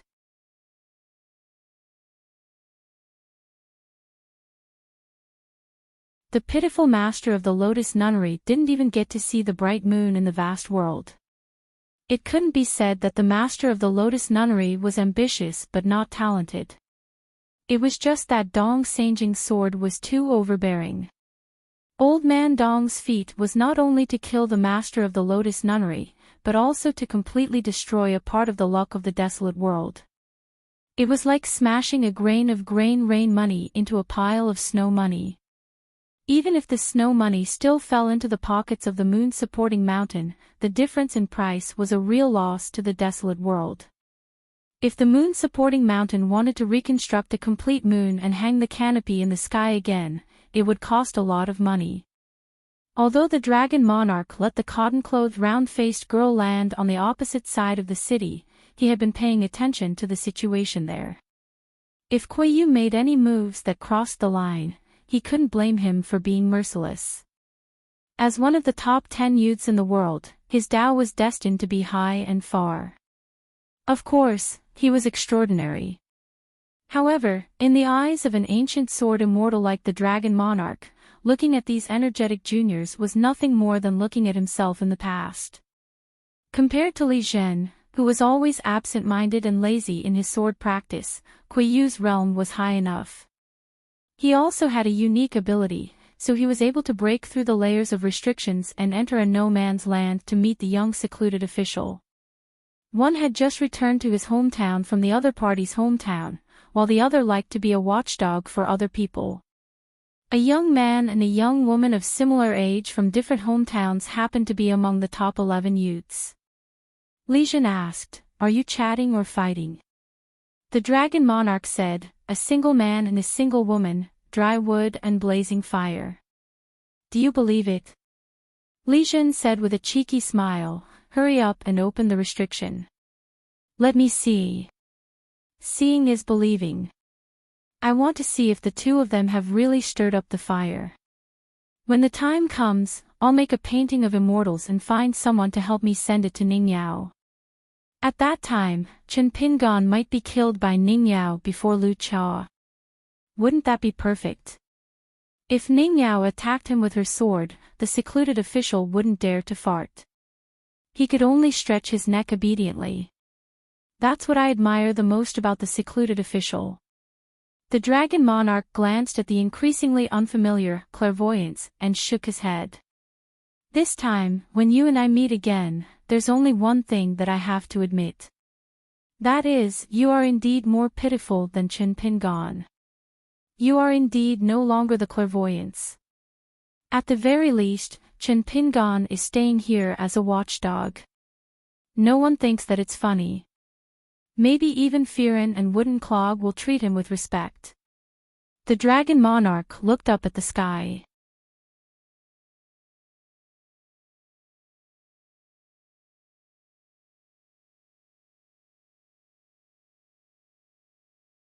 He said, "When I left the Great Wall of Sword Chi, I seemed to have aged.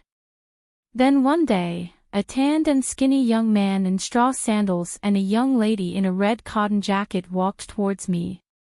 At that moment, on the city wall, Chen Pingan also wanted to go back to his hometown.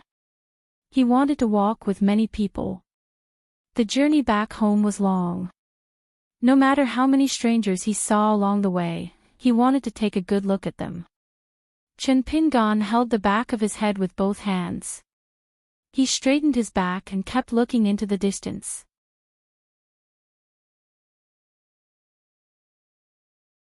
"7:15, Chen Pingan suddenly stood up and his vision cleared up. He cupped his fists respectfully towards a guest in the distance. Since his boss was no longer here, he was equivalent to half a guest and half a master of the Great Wall of Sword Chi. Of course, he had to help treat the guest. Chen Pingan looked over and as far as his vision could reach, an unexpected old senior appeared on the vast land in the south. Chen Pingan had no idea what kind of supernatural power the other party used to be able to directly destroy the mountain and river restriction that was meticulously set up in the Jiazi tent. Once the difference in realms was too great, it was useless to think too much. He was really envious of the old senior who cut off his own eyes and threw them into two different worlds. The world was so big, where could he not go if he wanted to? Who could stop him if he wanted to return to his hometown? Who would dare to come if he closed the door and refused guests? Indeed, this was the way of cultivation. When the Dragon Monarch saw this person suddenly appear, he felt as if he was facing a great enemy. A gray robe floated to the top of the southern city wall and condensed a blurry figure with sword chi. The Dragon Monarch did not speak and only stared at the only exception in the wilderness. This eccentric old blind man had been abiding by the rules for 10,000 years. He only guarded his own land and liked to order taboo big demons and golden-armored deities to move 100,000 mountains. He said that he wanted to create a clean and unobtrusive painting of mountains and rivers. The dragon monarch was afraid of this person but did not respect him at all. In fact, the dragon monarch and the old blind man had known each other for a long time. They knew each other very well and used to be good friends. It was just that they were old and could not become old friends. Li Zhen was more tactful. He saw that the situation was not good and was worried that the mortals would suffer if the immortals fought. He immediately flew away on his sword and went north. He even hid at the gate and joked with the man holding the sword. In the end, he asked Zhang if he had wine to drink. Great Sword Celestial Zhang, who was sitting cross-legged on the hitching post, threw a pot of rain dragon sex immortal wine to Li Zhen. He said that Xiao Chua sent someone to send it. Drink it sparingly. I have accumulated more than 200 pots now. Li Zhen feels that the customs of the later generations of the Great Wall of Sword Qi have really been ruined by Al Liang and Yingguan, these foreign scholars. Although their swordsmanship wasn't that high, each of them was better at talking than the other. Li Zhen drank wine leisurely, bent his fingers, and gently tapped the horse-tied column. There are a total of 4 columns in the front and back of the gate. Historically, they were used to tie the dragon, the ox, the horse, and the ape respectively. It's a pity that we have to win this door for now. Otherwise, that old man Yuan Shou who has been eyeing this place for 10,000 years would definitely break one of the pillars and take the other 3 for himself. Zhang Lu laughed and said, in the end, it's because Yang Ji's lover can't beat your Shifu. Yuan Shou was one of the greater demons, and he wielded a long staff on the battlefield. His arms were long like those of monkeys, and he carried a string of rough stones in his hand. They were all majestic mountains that had vanished in the history of the wildlands. A greater demon named Yuan Shou had first used his innate divine ability to move them away, then refined them into a string of stone beads. Yuan Shou had gone to the wildlands this time. He had already been to the southeast Tong Yi continent and the southwest Fuyao continent. Wherever he went, as long as there was a mountain with the ancestral hall, no matter how big or small it was, he would smash it with his staff. Li Zhen jumped onto another ox-tied column at the gate and sat cross-legged like the great sword deity Zhang. He sipped his wine, thinking about how he could swindle a second pot. Zhang Lu asked, your family's Dayue has one less round. She went back and forth twice on credit, and her aura is weak. Why? Did she fight with Qin Pingan? She seems to be injured quite badly. Li Zhen nodded and said regretfully, she only suffered a small loss. Sister Yu is so powerful, and it's easy for her to beat up the 11th place. She was really angry, and in just a few moves, she beat the hidden official until he kneeled and kowtowed, calling her grand aunt. Her reputation was destroyed in a day. Luckily, not many people saw this, only me and the dragon monarch. And I'm the kind of person who keeps my mouth shut, and I like to keep my words to myself. Unless someone invites me to drink, then I'll talk a little more. Zhang Lu smiled and said, I shouldn't have invited you to drink. Li Zhen said, I heard that you and Qin Pingan are old acquaintances. And you've met each other many times. Zhang Lu patted the dragon-tied column under his butt and said, I'm just a gatekeeper. When foreigners come and go, they all have to meet me. When Zhang Lu was defeated in the battle of the 13th place, he was demoted to be a gatekeeper here. Li Zhen raised his head and looked at the sky, gently put the wine pot in his hand on the top of the column beside his feet, and suddenly laughed in his mind, Gatekeeper, brother Zhang Lu is right, but not all of it. There is a reason why a Zhang Khan was lost in your hometown. And that little Daoist boy seems to throw a futon at random and sit near this ox-tied column every day to pass the time, but there is also a way to follow. Li Zhen turned his head and said with a face full of pity, you always seem to be so restless, so you always end up like this. Zhang Lu actually threw a pot of Luhua Island's wine to Li Zhen. Li Zhen smiled in surprise and said, I thought I wouldn't be able to drink Great Sword Immortal Zhang's wine in the future. Zhang Lu said, Li Zhen, it's rare for you to speak the truth, so you should have wine to drink. Li Zhen put the wine pot and the empty pot beside his feet, and for the first time, he looked a little sad and murmured, it's better not to remember than to remember, and it's better not to know than not to know. Only the truly knowledgeable and enlightened people would really be afraid of the impermanence of the great Tao. Zhang Lu smiled and said, it seems that Chen Pingan won the monthly credit game, and it made you feel bad. Li Zhen reached out his hand and smiled at the great sword immortal who was drinking wine. In the past, I was spiritually wandering around the osmanthus tree, hanging down the hook of a poem in the human world. Now I look up at the bright moon, and the land sword immortal drinks the heavens. How fitting. I'll buy you a pot of wine with a limerick.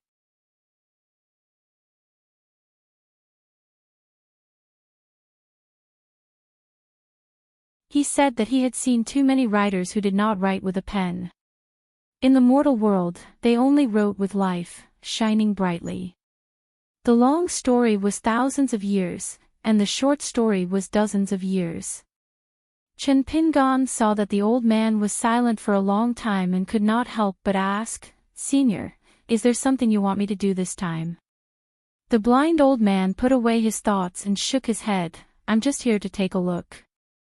The old dog only dared to curse in his heart, the blind old man has lost both of his eyes. Look at your grandpa. It's somewhat mished that son of a bitch Alliance. The blind old man was only at his wit's end when he met that bastard. Chen Pingan suddenly bowed with his hands clasped. The blind old man smiled and said, What, are you trying to encourage me to work harder?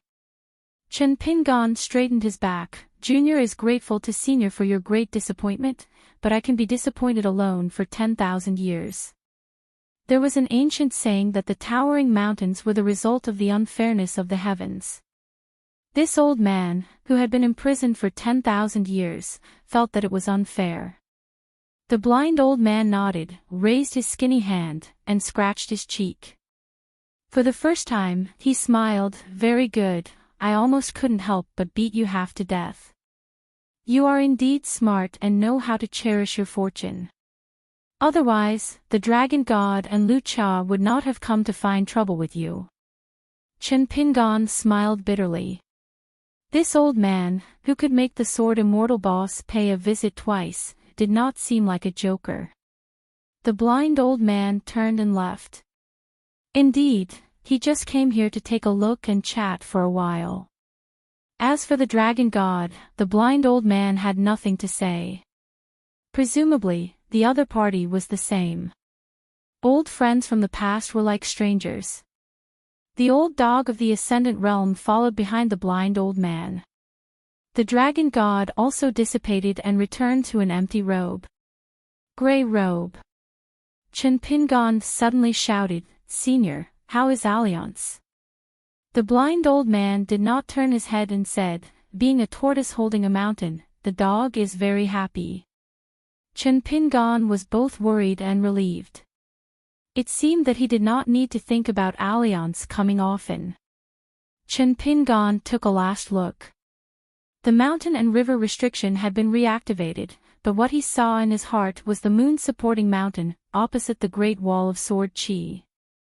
The mountains and rivers were different, but the old man was fine. He wanted to drink again.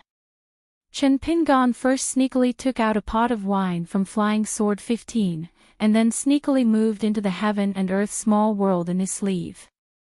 Just as he took out the wine pot from his sleeve and was about to take a sip, the Dragon King smashed the wine pot and the wine together. Chen Pingan was used to it. His figure flashed and he returned to the top of the city wall. He walked like the disciple, his shoulders and sleeves swaying.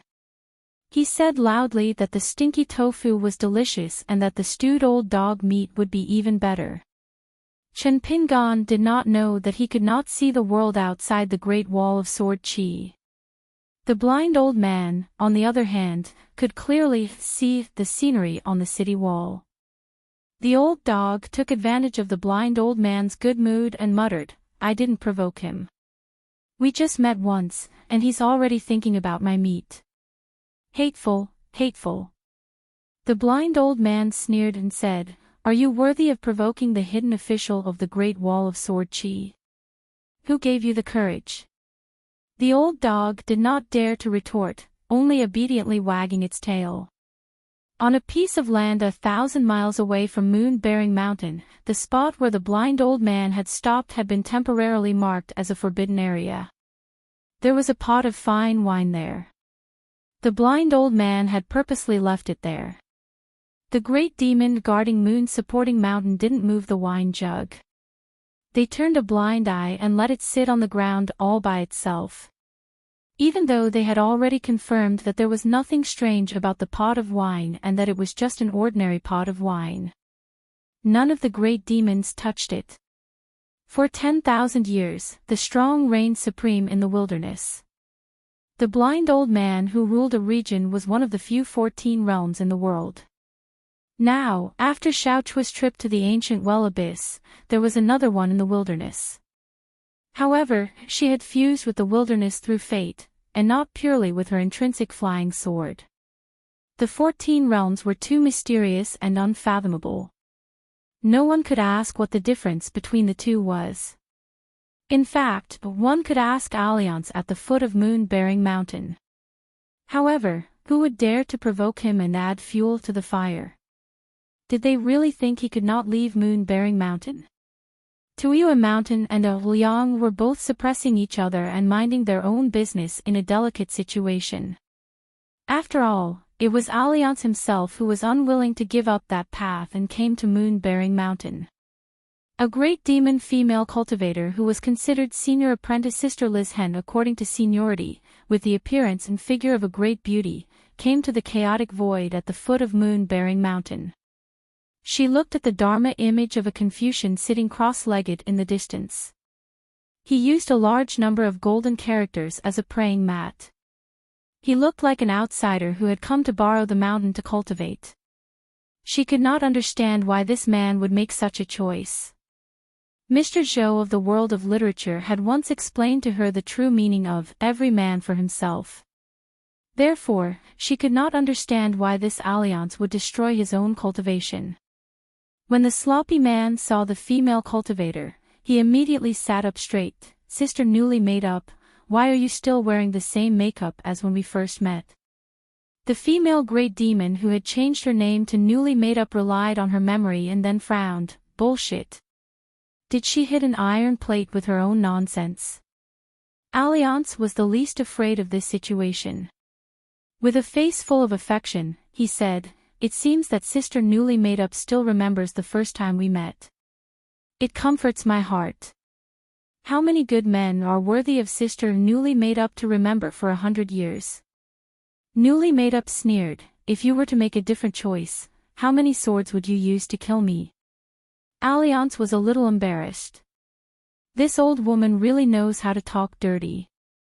Even I can't stand it. Newly made up did not understand. She only thought that this man was daydreaming again. She diverted her attention to control the sword intent to suppress the void anomaly under their feet. Alliance felt that this was a rare opportunity. It was time to use his trump card. It was rare to meet again. My handsome appearance is still the same and my swordsmanship is even better. I think that Sister must be used to it. Then let's have a bit of a scholar and a beauty. Alliance coughed to moisten his throat. Unexpectedly, newly made up sneered, "Shut up. This man once traveled the wilderness alone on his sword. Due to the constant trouble he caused, many great demons witnessed his sword-riding posture. He supported his waist with his hands while loudly reciting a poem. He glorified it as a sword immortal and a poet immortal. One had to know that behind him, there were still great demons who were constantly chasing after him. Alliance sighed. A beauty who did not understand romance was the most disappointing. Newly Made Up asked, since you have such a realm, why don't you cherish it? Alliance said, I can answer sincerely, but Sister Newly Made Up has to listen to me first. Newly Made Up nodded. As expected, there was no surprise. The man slapped his knee and recited a poem with a smile. He did not smile much, but his voice was loud. This is the 3 farewell songs that I, Alliance, created. The path of Shu is difficult. About to drink, sleepwalking Tianlao's farewell. Playing the pipe, song of everlasting regret. Bestowed with ancient grass to bid farewell. Grandson of the emperor, without a home, painting is presented to General Chao. If it weren't for the topic, it would have been empty Mugong, paid salary, 150 days and nights to the moon. It's also not bad. Washing the troops and horses, presenting flowers to the minister, unrivaled by the riverside. It would have been better if it were San Chuan Monastery, rising 10 rhymes. Good fellow, such thoughts are gushing out like a spring, like the wheels of a cart that can't be stopped. Impressive, impressive. Newly Made Up said, are you done talking nonsense? Finally, Alliance nodded. His expression was like a smile. He clenched his fists and placed them on his knees. He muttered to himself, what a good, after Jiaxing cries, there is no one left. What a good, drunk as a horse falls, do not laugh. Gentlemen, please take a look. Newly Made Up quietly waited for the answer. Why did you, Alliance, not cherish the 14th realm of a swordsman? Because I cherish this 14th realm very much. Alliance did not act shamelessly.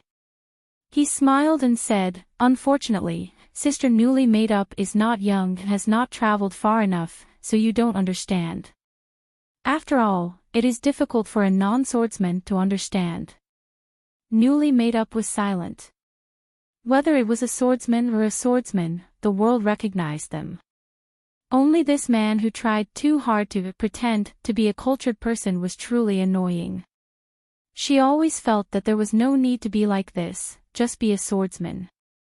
Newly Made Up had once asked Mr. Zhou, if there were many people like Alliance in the vast world, what would he choose?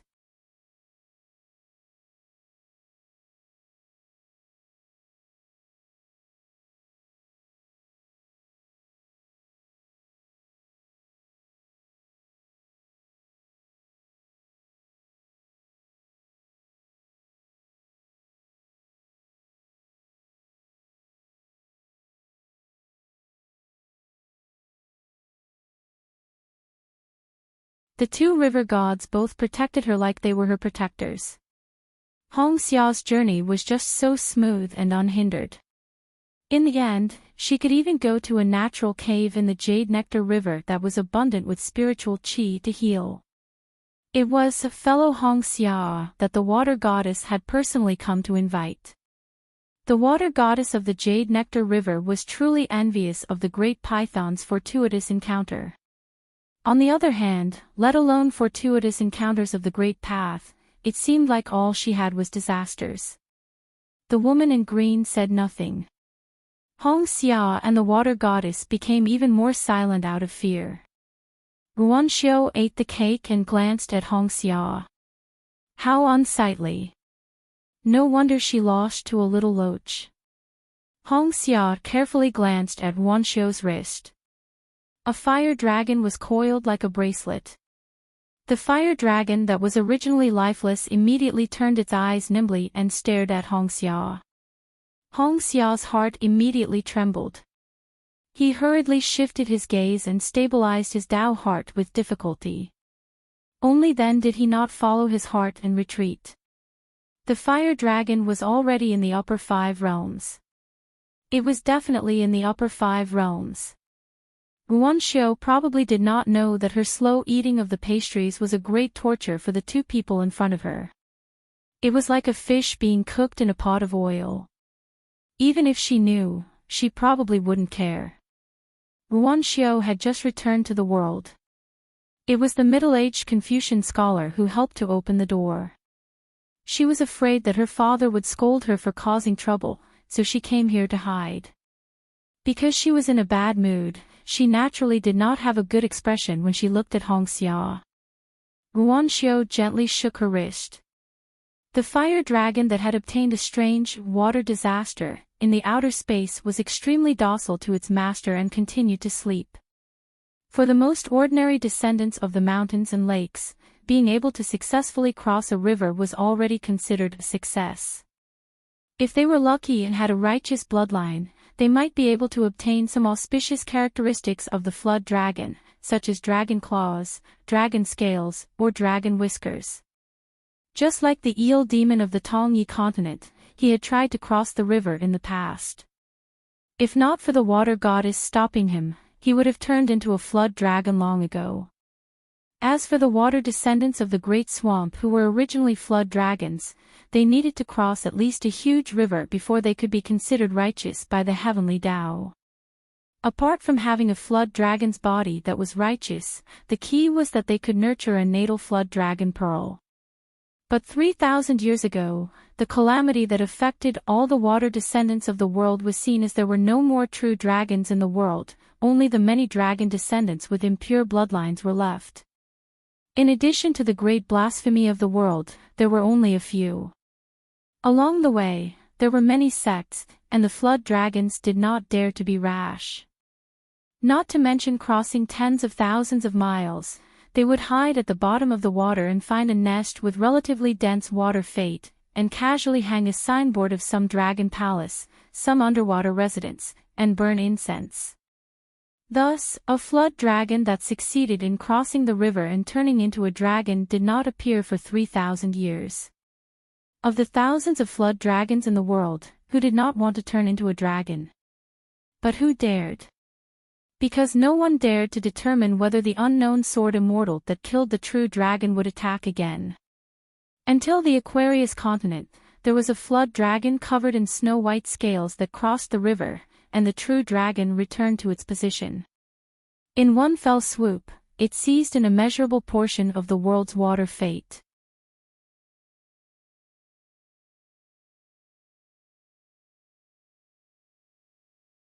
Anyway, Brother Zhu had already returned home, so he could see for himself. In those years of secret planning in Qingfeng City, Zhu Lian did not have any secret communication with Luope Mountain, just in case, to prevent all his efforts from falling short. After all, that Madame Su was really not easy to deal with. For example, regarding the matter of using the Fox country to secretly gather literary luck, even now, Zhu Lian had already discovered the clues, but Pei Xiang still did not tell him frankly. Therefore, Zhu Lian really did not know this person's identity. He only saw that the other party was a sword cultivator with a high realm. Miyu smiled and said to Zhu Lian telepathically, "Greetings, head butler. I come from the Great Wall of Sword Qi, Miyu, mi as in white rice, yu as in rich, a jade unpolished realm sword cultivator. In Luope Mountain, Brother Zhu can call me Yumi." Zhu Lian cupped his fists and said with a smile, "Brother Yu is so handsome, you have added a lot of color to my Luope Mountain." Miyu hurriedly cupped his fists and returned the greeting, "I don't dare, I don't dare." Wei Pai smiled playfully. Zhou Xiaomi blinked at Yumi, then quietly leaned back a little and threw a look at the bag on Old Chef's back, indicating to Yumi Old Chef went home today and bought a lot of melon seeds. Pei Xiang felt that she was a little unsociable, and was even more shocked by that, "Brother Yu." The sword Qi was too heavy. Of course, Miyu was not deliberately showing off his realm. It was too boring. In truth, Miyu had just returned from Old Dragon City to Luope Mountain not long ago, and the sword Qi that was mixed with the killing intent had not faded, and was naturally revealed. And this was the result of Miyu deliberately suppressing the sword intent. Other than Miyu and Zhu Lian who returned to Luope Mountain, there were still people rushing over. Zhongqiu, Chao Qinglang. They had finally returned to Aquarius continent.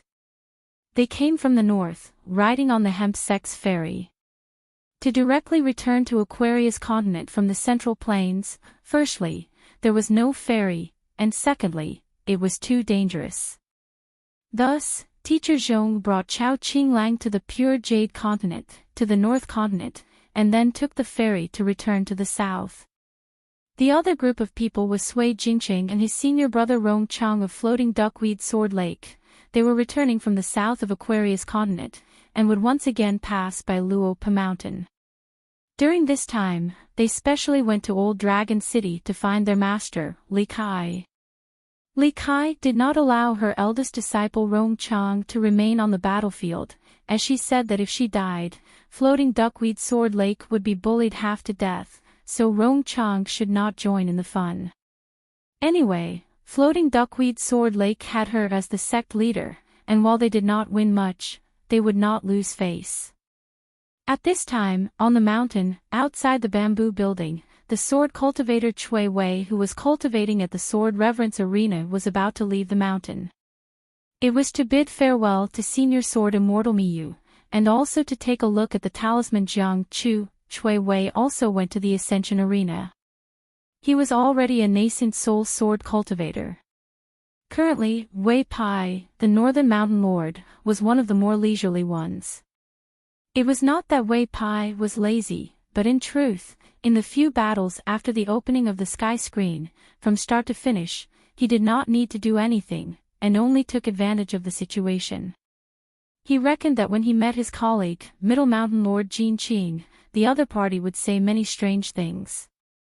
Zhu Lian pulled Wei Pai, Miyu, and the accountant Wei Wen Long together to discuss serious matters. There were too many things to discuss, and none of them were small. Even the matter of settling down in the Fox Kingdom was not the most important. Moreover, the next time they passed each other, the gap between their fist techniques would be narrowed by her. In the small town at night, Young Family's medicine shop. Chengming left Dragon Riding Alley and came here at night, knocking lightly on the door. Su Tian and Shirling Shan, who had gone to an ancient battlefield to train their martial arts, had returned from their travels and continued to work as inconspicuous shop assistants. However, Shirling Shan lived in Peach Leaf Alley, and only senior sister Su Tian lived there. Su Biao was instructed by her master to open the door for the woman. Chengming went to the back courtyard.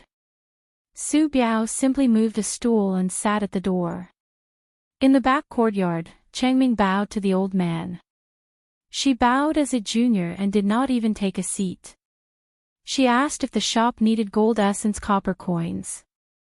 After all, the war was in full swing. Other than Old Dragon City's main battlefield, the other two coastal battlefields were not as desperate as Old Dragon City's, but they were also filled with smoke. Old Yang shook his head. "Thank you for your kind intentions. It wasn't easy for you to accumulate such a small amount of wealth, use it well."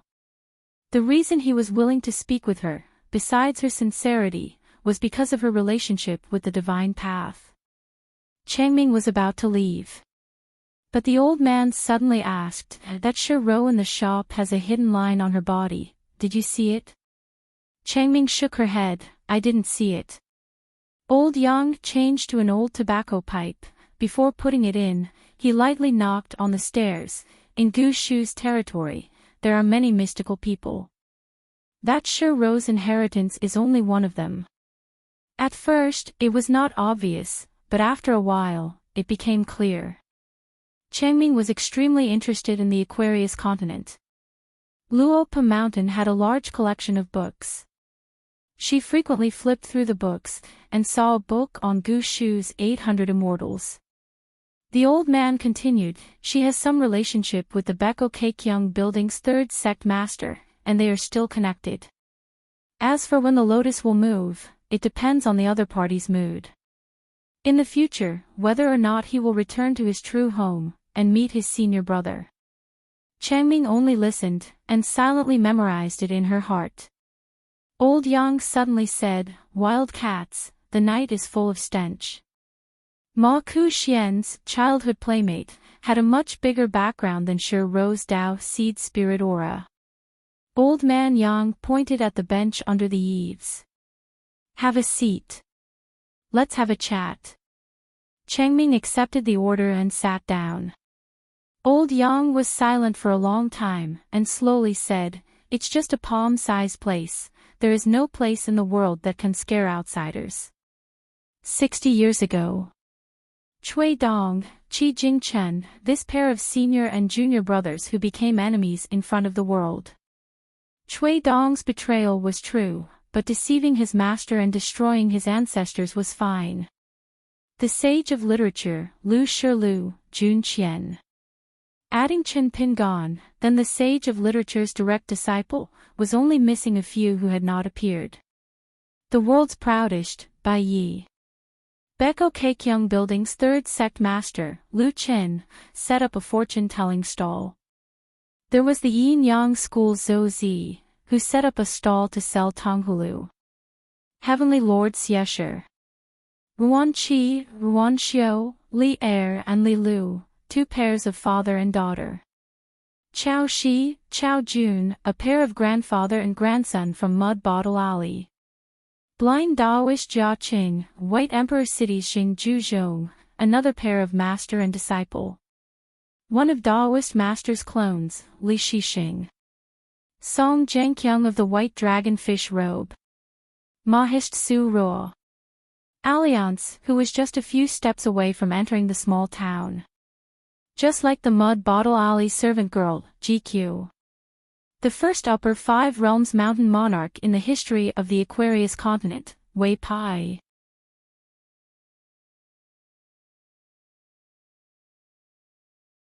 Moreover, if the good mountain chieftain was Sleepy Lu's follower, then what about her and Pei Qian? Wouldn't their seniority be lower?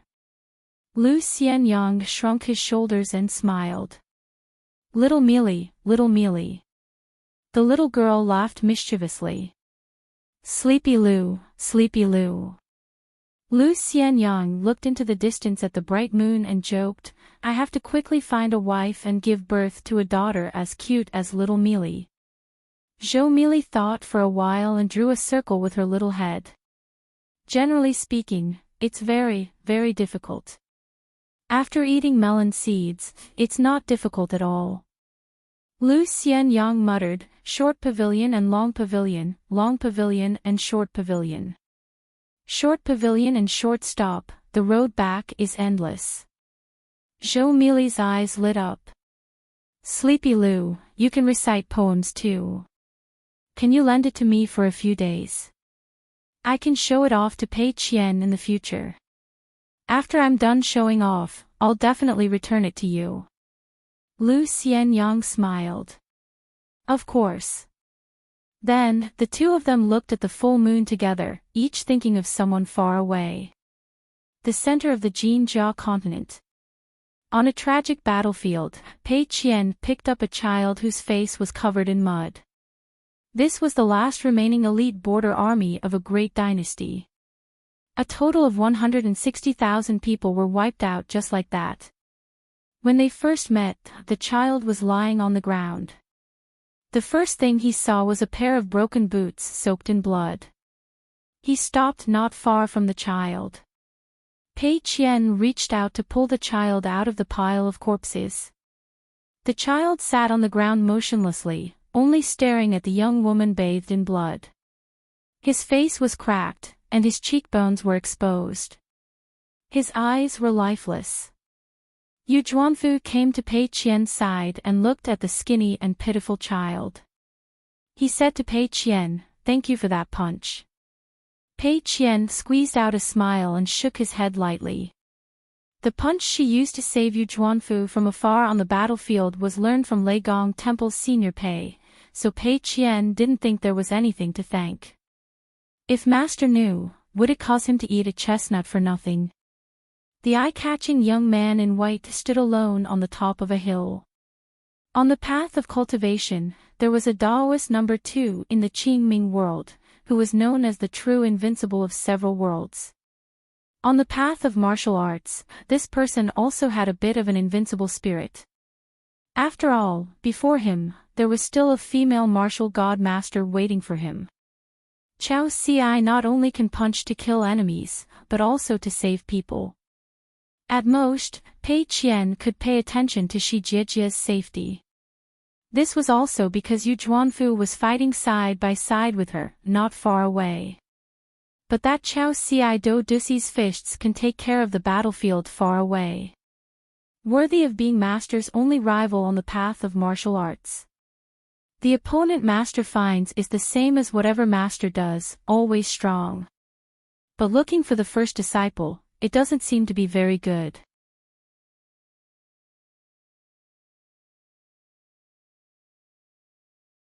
Many golden armored puppets smashed into the demon army. He was a true pure Jade Realm cultivator, but he was unknown in the Aquarius continent. The martial fate of the Aquarius continent didn't lose to the other 7 continents outside of the Central Plains Divine Continent. It was even more prosperous than the pure Jade continent. But in terms of the number of native cultivators in the 5 upper realms, it was too little. As for the old monk, he threw out his staff, which turned into a green flood dragon. He also took off his kasaya, which suddenly became as big as the clouds, covering tens of miles of the battlefield. On the kasaya, there seemed to be a clear and round water surface, like a lotus in the wind. The emperor of the Song clan had once ordered to build temples in the entire continent. The Buddhist sect had to return the favor. Today, when the old monk and the Taoist were resting, they sat on the clouds, a few thousand feet apart, and spoke telepathically. The old monk smiled and asked, "Why did you come here?" "I have nothing to do in the mountains, so I came down to take a look."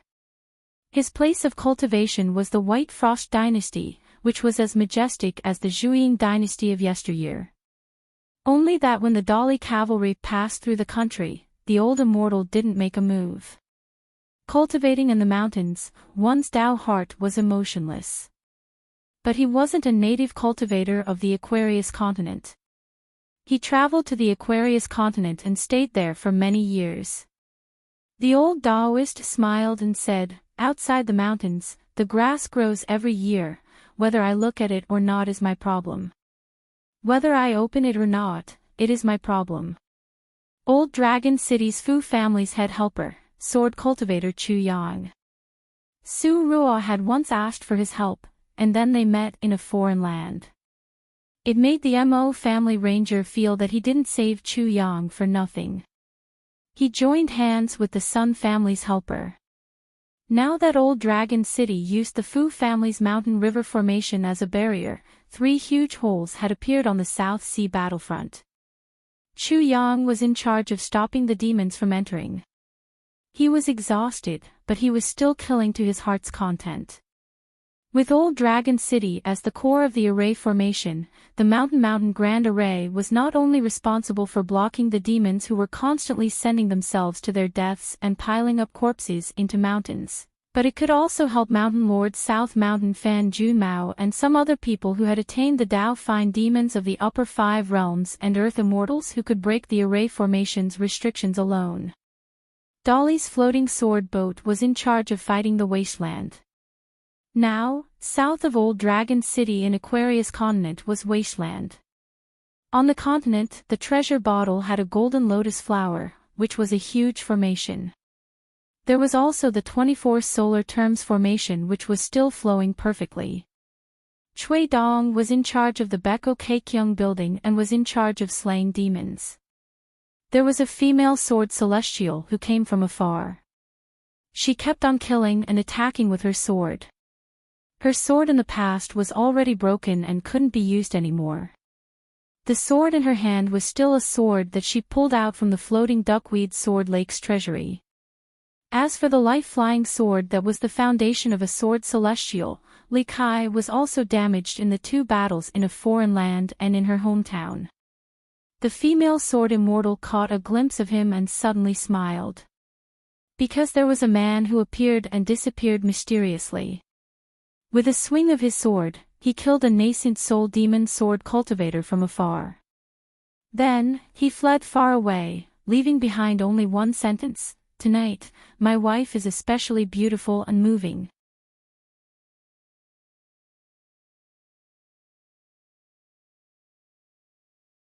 "7:17, left and right, they arrived at a beautiful place with verdant hills and limpid waters. With a green bamboo stick in hand, they climbed the mountain.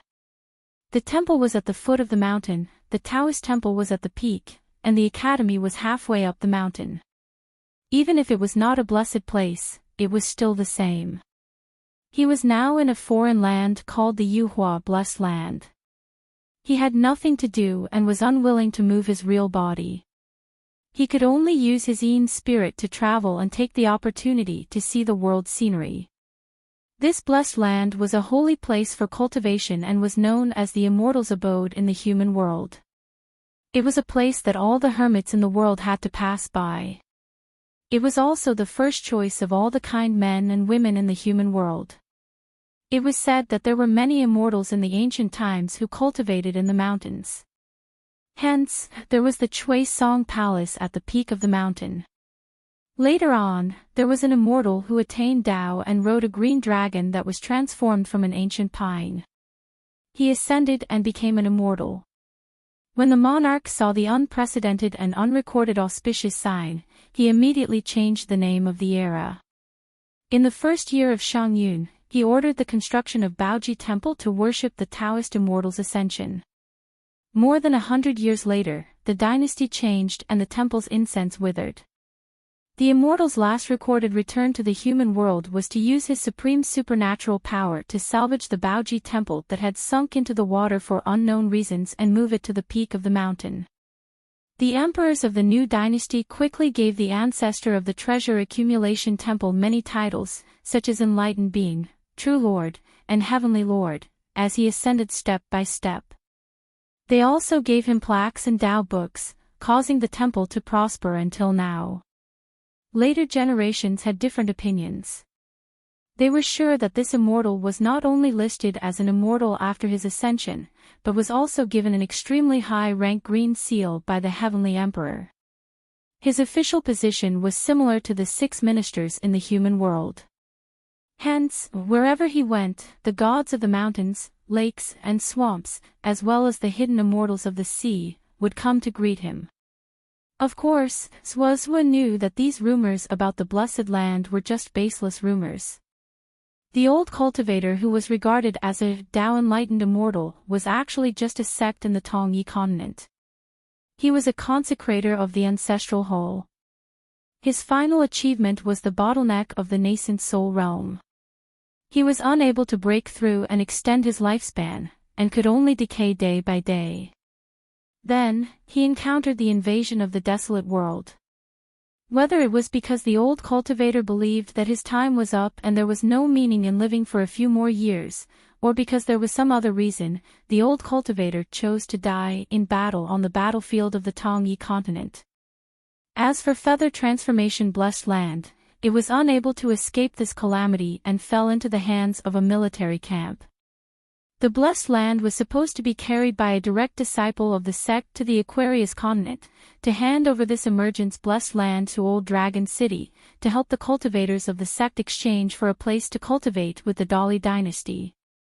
Feather Transformation Blessed Land was vast but sparsely populated. Due to the thin spiritual energy and the fact that the God who owned the blessed land was unwilling to spend too much money, there were very few cultivators who could barely make it in history. To a Tongyi continent's immortal sect, it was indeed a very useless and inferior blessed land. If they spent a lot of money on the blessed land, it would delay the cultivation of the Qi cultivators on their own mountain. When the vendor saw that the customer wanted to walk further away to drink, he hurriedly shouted and asked him to pay a deposit first. Otherwise, he could not walk too far away to drink. If he encountered a drinker with a bad conscience, after drinking, he would just casually throw him off the cliff. You are saving effort and being generous. Our vendor is just a small business, who can we ask for compensation? Zwa could only return with the wine and pay the vendor a few coins. Then, he walked to the railing of the cliff and looked at the mountains and rivers in the distance. The mountains and rivers meandered up and down like a scene in a pot. Previously, the official sword seeker, Tongyi sect had taken the initiative to give the sect a great future. No matter what the demon race's intentions were, it was obvious that they wanted to turn the Tongyi sect's disaster into a blessing. After all, the scholar with the pseudonym Zhoumi had appeared. As the second highest sovereign great demon in the wasteland, his vows and promises could indeed be taken seriously.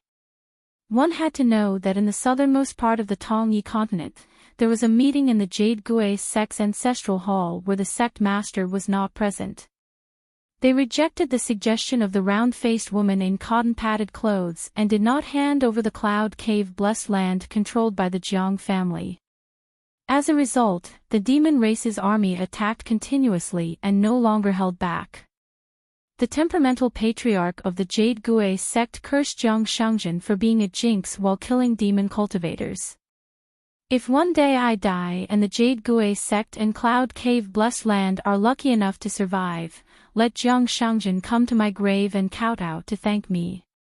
The sound has to be loud, otherwise no one will hear. This was probably the so-called every dog has its day.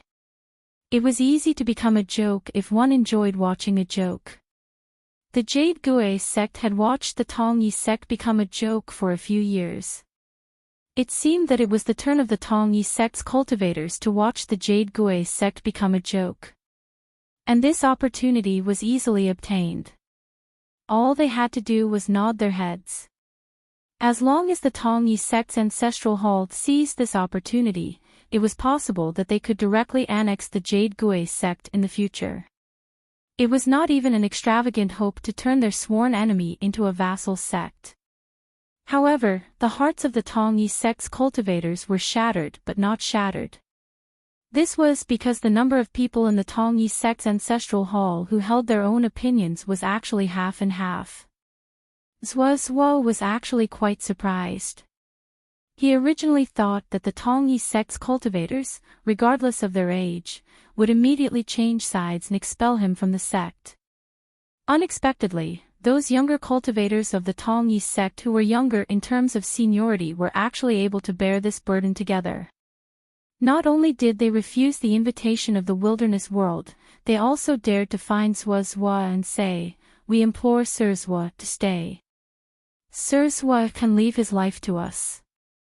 The old cultivators who had lived for hundreds and thousands of years still wanted to live. The young people who had only walked on the Great Tao for a few years were still willing to die. At that moment, Zwa suddenly felt that the world had indeed changed for the better. In the past, the world rarely made things so easy for Zwa.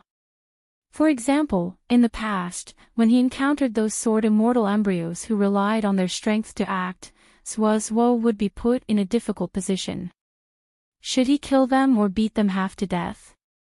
As long as Zwa was still in the Tongyi sect and the sword aura was still in the Tongyi continent, to the wilderness world, it was like a fishbone stuck in his throat. After the sword-shattering Ascendant Realm Sun Yuanjin, Xiao Chuo went to the South Whirlpool continent where the battle was relatively stable. He said that he wanted to strike down the sun and moon that fell from Qin Chuan'an's shoulder. At the same time, he wanted to meet Lu Ji. Therefore, the Sword Immortal Advisor was in charge of the specific implementation of the plan. In the end, they used an inferior blessed land with less than 10 million people to successfully detain Zwa. The advisor seemed to be asking Zwa, but his real method was to suddenly open the heaven and earth restriction of the Ascension blessed land and fiercely smash it to Zwa. At the same time, in the blessed land, there was an unpolished Jade Realm demon cultivator who had the will to die. He hooked his finger to Zwa. The meaning was obvious. Either enter the trap or watch the blessed land shatter in front of Zwa's eyes. At the same time, Zhoumi used the great method of changing the heaven and earth, causing Zwa to be in the blessed land. Zhuozhuo did not allow the Blessed Land to shatter in the Tongyi sect's territory. Other than killing demons, he also used the sword aura to travel the heaven and earth barrier. He used the sword aura to form the heaven and earth formation to protect the Blessed Land. Without hesitation. Then, Zhoumi restored the original mountains and rivers. The advisor immediately closed the Blessed Land's restriction and isolated the heaven and earth, causing Zhuozhuo to be temporarily detained here. At the same time, he first rooted the Blessed Land in the Tongyi continent and merged it with the great Tao of the wilderness world. He also ordered 2 immortal realm demons to continuously use spells to attack the Blessed Land's barrier. The immortal realm spells and great Tao combined to continuously wear down Zhuozhuo's sword will and cultivation. He did not pursue the result of shattering the Blessed Land, but also did not allow Zhuozhuo to be too relaxed in the Ascension Blessed Land. After stabilizing the boundary of the heaven and earth barrier, Zhuozhuo began to carefully observe this small Blessed Land. The vast sword aura was still far away from the mortal world. If Zhuozhuo wanted to leave the Blessed Land and return to the Tongyi continent of the vast world, it was extremely simple. He could just casually use his sword to split open the heaven barrier and ignore the life and death of the Ascension Blessed Land. Not to mention Zhuozhuo, even if Jiang Shangjin used that willow leaf, he could do the same. Hence, it was meaningless to trap Jiang Shangjin here. Jiang Shangjin would definitely use his sword decisively. After using his sword, not to mention the millions of casualties in the Blessed Land, even if the Blessed Land was shattered and millions of mortals died, Jiang Shangjin would not feel the slightest ripple in his heart. In the past, Jiang Shangjin almost failed miserably in his own family's gutter.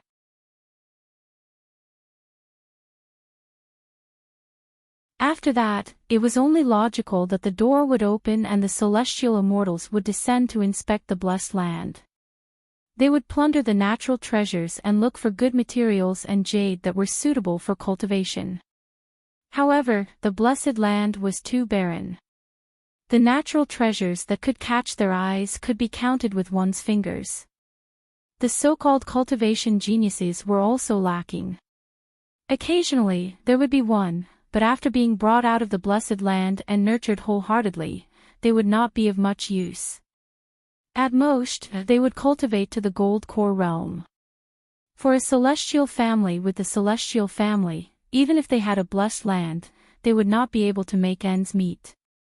As for the other mountain celestial masters and disciples of rich and powerful families, they would spend money to travel around the Blessed Land as celestials. However, due to the quality of the Blessed Land, the benefits were too small.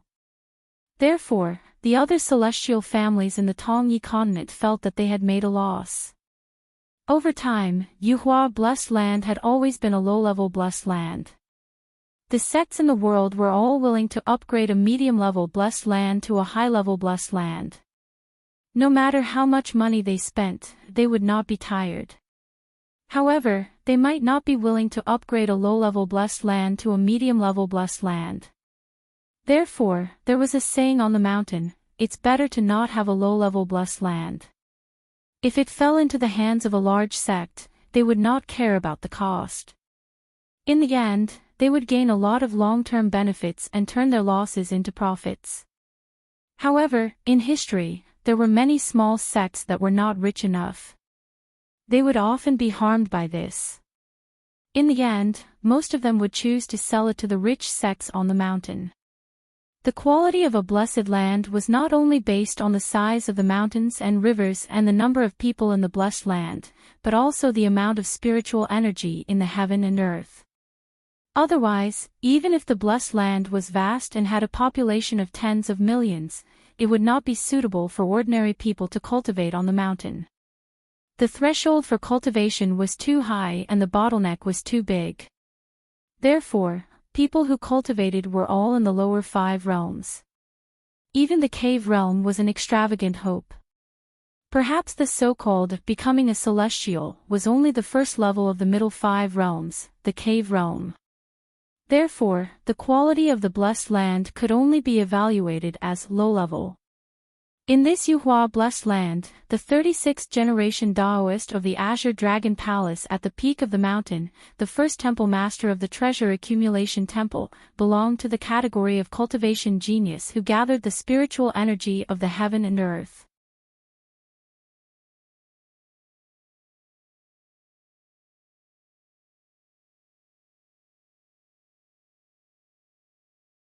It doesn't matter. If you really can't take it, just hit Junqian. Remember not to hurt yourself. It won't be nice if it affects your study and writing tomorrow. Junqian, come here. Why are you standing there like a blockhead? Fortunately, this didn't happen often. Every time, the teacher would wink his eyes and Shao Qi wouldn't hit him.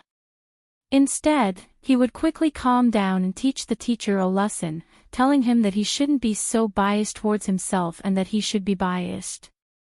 The old scholar suddenly realized, and he hit his palm with his fist, and swore that the teacher would change next time. In such a scene, two heads would often pop out from the corner to keep watch. The lower ones were senior brother's left and right sides, while the taller ones were senior brother Chuishi, who gently rested his left and right sides. Therefore, Lu Shilu inevitably felt regretful, as if those good things would never come back. That was why Lu Shilu agreed to let Chuishi take a trip to Luopa Mountain, so that the three remaining direct disciples of the Sage of Literature's line would be able to regain some beauty in their hearts despite the passage of time and the fact that things remained the same but people had changed. Before Zhuozhu moved, he said seriously, Junqian, no matter what the reason is, I came here as a guest, and there are some strange phenomena. Previously, when I supported the heaven and earth with sword energy, there are big and small disasters hiding and growing. Sooner or later, they will fall here. Lu Shilu did not seem to understand. Zhuozhu said in a low voice, Junior brother Junqian. The guy who liked to put on the airs of a senior brother was at it again. There was no other way, senior brother was senior brother, and junior brother was junior brother. Lu Shilu sighed and said, I know, I will not only protect the stability of the heaven and earth here, but I will also be responsible for helping you compensate the blessed land. Zhuozhu gently threw the mountain staff to Lu Shilu, Junqian, this is for you. Lu Shilu smiled and caught the ordinary-looking mountain staff. In the past, it was extremely difficult to get extra things from senior brother Zhuo, who was in charge of money. His senior brother could not do it, and neither could his teacher. Then, Zhuozhu bowed to his junior brother. Lu Shilu bowed back to his senior brother. Zhuozhu walked towards the picture scroll, and his true body instantly merged with his Yin spirit. The sword immortal and the picture scroll flashed and disappeared at the same time. In this small blessed land, Lu Shilu did not have as many restrictions as senior brother Zhuozhu because he did not have the burden of the great Tao to suppress the sword energy. However, Lu Shilu was not interested in traveling in this world. While dispelling the strange phenomena caused by the migration of his senior brother's true body, he traveled far into the sky with the wind. Finally, he found a lonely mountain and waited there, ready to follow his master's orders and accept a direct disciple. Talent and talent were not the same thing. It was enough to teach him some sage principles, insist on a few words, and the disciple could finally practice it. Therefore, Lu Shilu was on the top of the lonely mountain, paying attention to a demon of the lower 5 realms who had not completely transformed into a human form. He saw that the little demon stood on 2 feet. On the rough stone table outside the cave, there was a bowl of wonton that came from nowhere. It was cold and mushy. It was using a pair of claws to learn how to use a pair of chopsticks. However, it could not pick up the wonton every time and the chopsticks would even slip into the bowl. In the end, the little demon was extremely annoyed. It threw the chopsticks into the bowl, raised its claws, and pointed at the bowl and chopsticks on the table. It cursed, eat, eat, eat your mother's food. Eat your own wonton. Therefore, Lu Shilu tried his best to restrain the vast and ancient aura of the great Tao and landed outside the cave. In addition, the mountain demon's vision and realm were too low. It would probably only treat him as a woodcutter who went into the mountain to chop firewood. Lu Shilu sat on the stone bench, picked up the chopsticks, and ate the wonton. Damn it, it was really disgusting. Was it rancid? Was this half of the apprenticeship ceremony a waste? The little spirit had just returned from its original path and walked out of its cave. It had spent a lot of effort to move a bowl of wonton from the village outside the mountain to the mountain. It couldn't let those feathered beasts in the mountain ruin the wonton. In the end, it suddenly saw the burly woodcutter and got a fright. Was he here to collect his debt? The little demon was really scared. The man was so strong, and he did not look like a person who could talk and negotiate. The immortal spells it had randomly learned were not useful, right? The little monster was furious. I paid for a bowl of wonton. Not only did I pay you a string of copper coins, I even deliberately threw a few more wild animals in the mountains next to the stove. If I hadn't read those sage books in the cave, I would have been a scholar. Otherwise, I wouldn't have paid you any money. Not only did I rob you of a bowl of wonton, I even robbed you of your big pot of wonton cooking. My goodness, after getting the money, you still have the face to scold me in my house. How dare you? How dare you? The little demon paced back and forth at the entrance of the cave. You are indeed a country bumpkin who has never studied. I will not argue with you. I ate a bowl of rancid wonton. Thinking of this, the little demon sighed. It gathered its courage and hid at the side of the cave without showing its head. It deliberately made some noise to scare away the hungry ghost. If it ate too much, it was afraid that there would be a hungry ghost in front of its house. How unlucky it would be. It did not know how to cure people. The books did not teach it this. There were only some patterns in the Taoist books about praying to the sun and the moon to refine the human form. It flipped through the books in confusion and learned some superficial knowledge. It was a self-proclaimed king of whirlwinds, but it could not be taken seriously. It just used it for fun. Lu Shilu suddenly remembered that it had just come to the blessed land not long ago. It did not know how to speak any official language or understand any dialect. It was a little awkward. Looking at the cave, Lu Shilu put down his chopsticks and scratched his head. When the little demon saw this, it was so scared that it almost cried. My goodness, after eating and drinking, you still want to hit me. It could not help but tremble.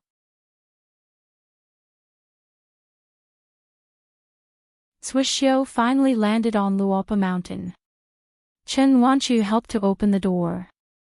Swishiu first burned incense in the ancestral hall of the Ji Se Peak. Then, Zhou had already moved the chair outside. It seemed to have placed it in a very particular position. Swishiu sat on the chair. Swishiu looked left and right. There seemed to be a teacher sitting in the middle. There was junior brother Jun Qian, junior brother Qi Jingchen, junior brother Chen Pingan, senior brother Chui Dong. They were all on Swishiu's left and right. There seemed to be many direct students and disciples of Luopa Mountain behind them. The lineage of the sage of literature was spreading. It was lively and no longer lonely. Swishiu straightened his clothes and sat on the chair. He clenched his fists and placed them gently on his knees. He looked forward with a smile on his face. After Swishiu got up, it was Swishiu's left and right. After that, it was no longer difficult for him to draw his sword. You're tuning in to the Journey of the Soul YouTube channel. Don't forget to subscribe and join us on this journey to catch the most captivating stories.